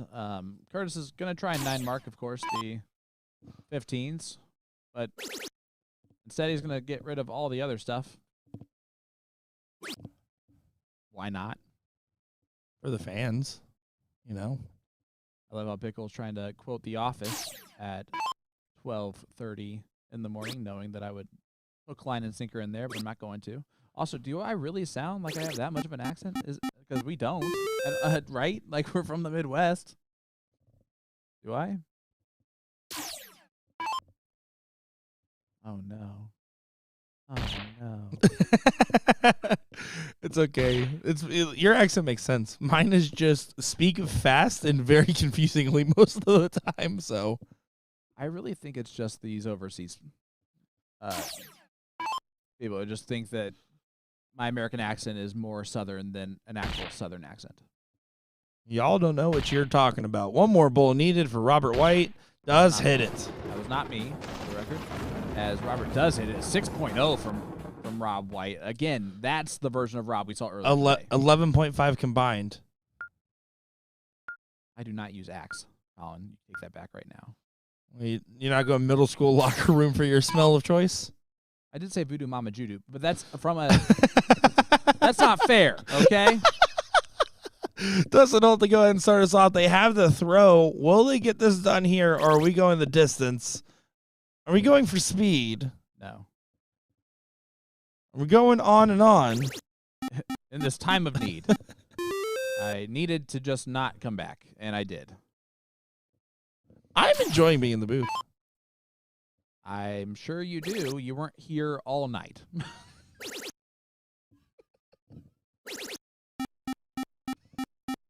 Boom goes the dynamite for Nino. Storming on through once again.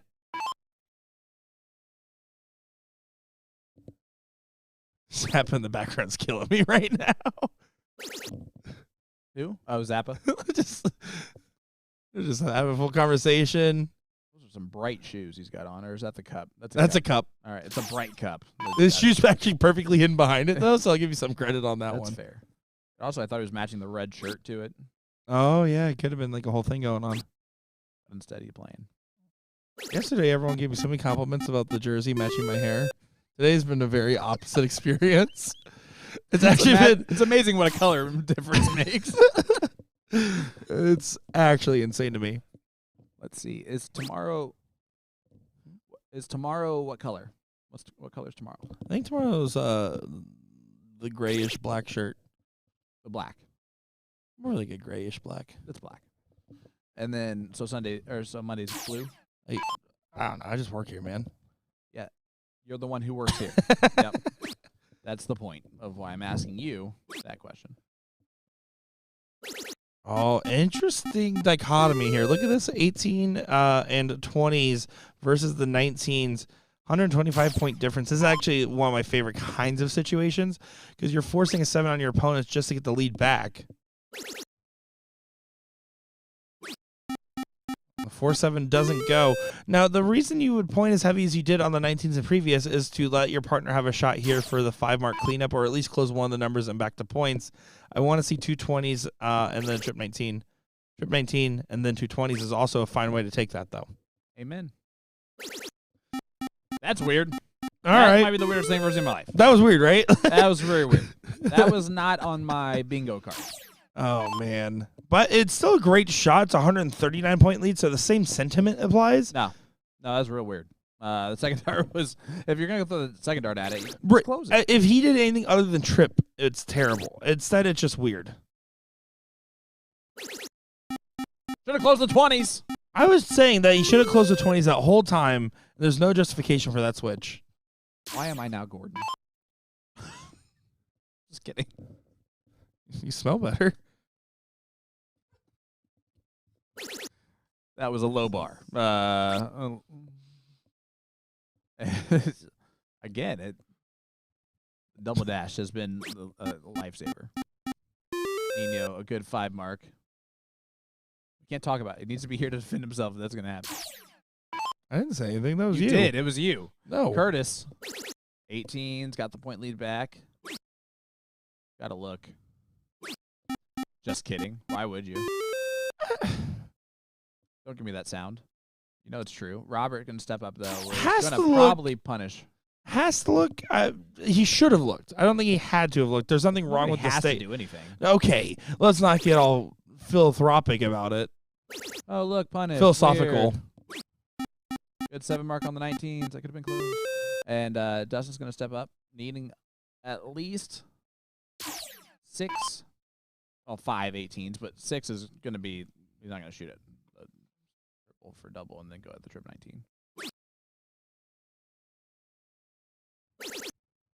Staying the whole time.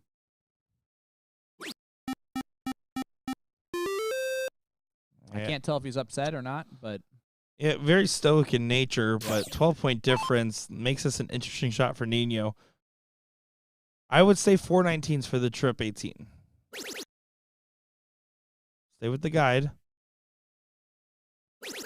Yeah, he does stay. I think if he hits at least a single on that, then he can go on the second dart. He could have taken that swing. There's no reason to take that risk otherwise. I think that was great discipline there from the Spaniard.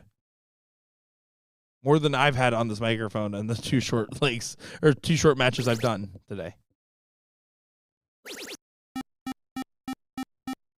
Nice 6 mark there from Curtis. I hate to agree with you with what you said earlier, but going to. Yeah, you have the option to just be nice, though. You can just be like, Nick, you're so cool and funny and really smart when you talk. But then you go off and say things like that. As Robert hits a nice 6 mark. I don't want to lie to the viewers. That's not like me. I do all the time. Well, then why do you say... Well, I'm going to be honest here before you say every statement then, because that's rude. Well, that's because I talk with Will, and I got that from him. Let's be honest. Not many people know this, but Dustin Holt has an eyebrow piercing. Not too many people know this. Boom goes the dynamite. Dustin Holt finds a bed on the 17s. It's been a back and forth affair, but the advantage still with Javier and Robert holding those 19s and holding them well. 625 complimenting the 625. Chat, let us know if you want the Temu version of Boom Goes the Dynamite ever again, or if you'd like the real version. Magento darts. I'm so sorry, Will. I love you. I don't know why he's choosing violence against you at this point in time, but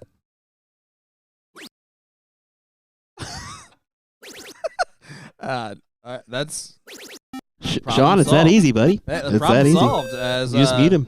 Man, I'm joined by the GOAT himself, Mr. Will Stewart. Yep, it's been good. Thanks. Nick's been shut down. All right, now I'm just by myself. All right, Nick's back. Sorry about that, everybody. Oh, interesting close from behind. This leaves an opportunity. You're asking Dustin, can you hit a 6 mark? Can you close the 16s and the 19s in the same turn? If so, gamble doesn't pay off. But if he misses, hits a 5, hits anything less, it's a win. 9 mark incoming. Minus that first start. You got to take the swing of the 19 here, in my opinion. He does, but doesn't go. And, ooh, he is getting really stoic about everything. There was no emotion there. His vertical is at least 12 inches. It's more than me. That's a low bar. And lead regained. Big trip on the last for a 1,000-point leg. We're into quadruple digis. Curtis about to put both teams there. Ideally. Maybe. Potentially. Nope. And, man, Robert's just going to do this, isn't he? You would think so. This is he's throwing a 6-4. He's leading the pack. He seems likely. Yeah, worst case scenario, he's hitting the 6 mark. Worst case scenario, he's hitting a 4 mark, and it's still really solid. That's pretty much the same thing as the 6 mark, if you really think about it. Yeah, that's a Indiana 6. It is a Kansas 10. Will Stewart's a Kansas 10.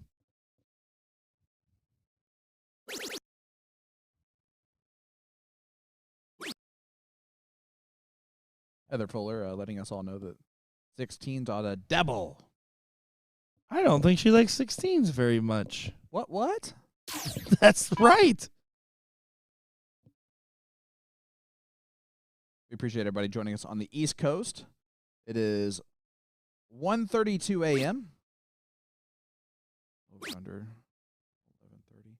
11:30. And those of us in the Central Time Zone, like we are currently, 12:32 a.m. Or an hour over the over-under that was set by the man with blue. As Witherby. That being said, though, this has flowed beautifully. And it really has had nothing to do with any pacing issues whatsoever. No, keep acting like this. I'll bring the 13-inch back. No, keep going. Keep going. Liked it a lot. That's it. We're going to 12-inch dartboard now. That's not a thing. Yeah, until we invent it. Don't you worry about a thing. No. Oh, good close. Big last start. All right. Dustin is 5 bowls down and the trip 19, so cannot take it out. This leg can do a lot of damage, though, on that. Dustin Holt gets the point lead back, at least. What a time to come alive at the tail end of this leg. This puts a lot of pressure now on Nino, who needs to stay on these 19s. He was disciplined in previous opportunities like this. This is a moment where you really need to reel it in. Oh, that's a inviting dart. You almost assumed it was going to be more where that first dart was. Well, does Curtis want to be a hero? He has a chance right here. You start with some bulls and hope for a dream to come true. 2 in the black bit. We'll give him a shot at the trip 19. Not going to happen now. Now just trying to get that point lead back. Does he switch? Yeah. He didn't like the position after the second dart. He had to switch. He didn't feel like he had a chance to get the double.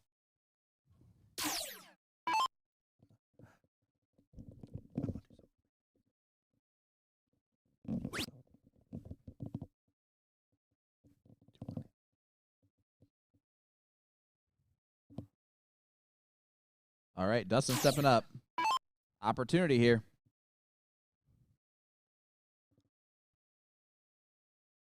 Three bulls and a double 19. Easier opportunity than what Curtis had to deal with the 4 bulls. So about finding that double in the first dart. There he does. Stay true for another. 19 for the match. And the title, Dustin Holt. Come on, baby. As they win the double dip opportunity, hold off the challengers and Nino and Robert White. Wow. But congratulations, Curtis Witherby and Dustin Holt. Dustin's going to have to go find his darts. I'm going to go run out there and steal them real quick. Don't blame you. Finders, keepers, losers suck. And you see, this is why I love that. Look at this interaction right here between Javi and Robert. 2 men who have certainly never met prior to this day. 2 men that enjoyed thoroughly running together and almost completed a double dip in the finals of a pro luck event. Incredible to see. I love that. This is how friendships get made. Absolutely. They had no idea what they just said to each other, but high five, handshake at the end of the day is all that is required for the game of darts. Like Javi really wanted it. You can see that. But heck of a battle, and I can tell the players had a lot of fun in this Pro Luck tonight, and we had a lot of fun bringing you the coverage here, a part of USA Darts and BullShooter here in Chicago. Nick, I have somewhat enjoyed your company in this last match.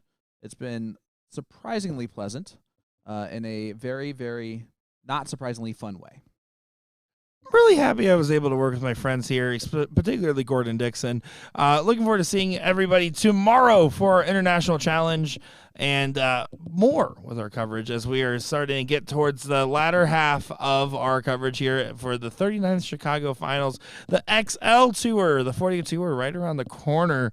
Make sure to save the date, July 31st, August 1st for the BullShooter Invitational number 4 over there in Central Florida. Looking forward to giving more information out there. Make sure to also put on your calendars June 29th, National Darts Day, first ever on the 180th day of the year, where we're going to have a big record-setting event alongside of multiple different things, including conversations we've had with these players, these pros, and everyone else in between going out online. Stay tuned for more. Stay tuned for tomorrow for more coverage. Nick Teixeira, Sean Green, Gordon Dixon, and Will Stewart.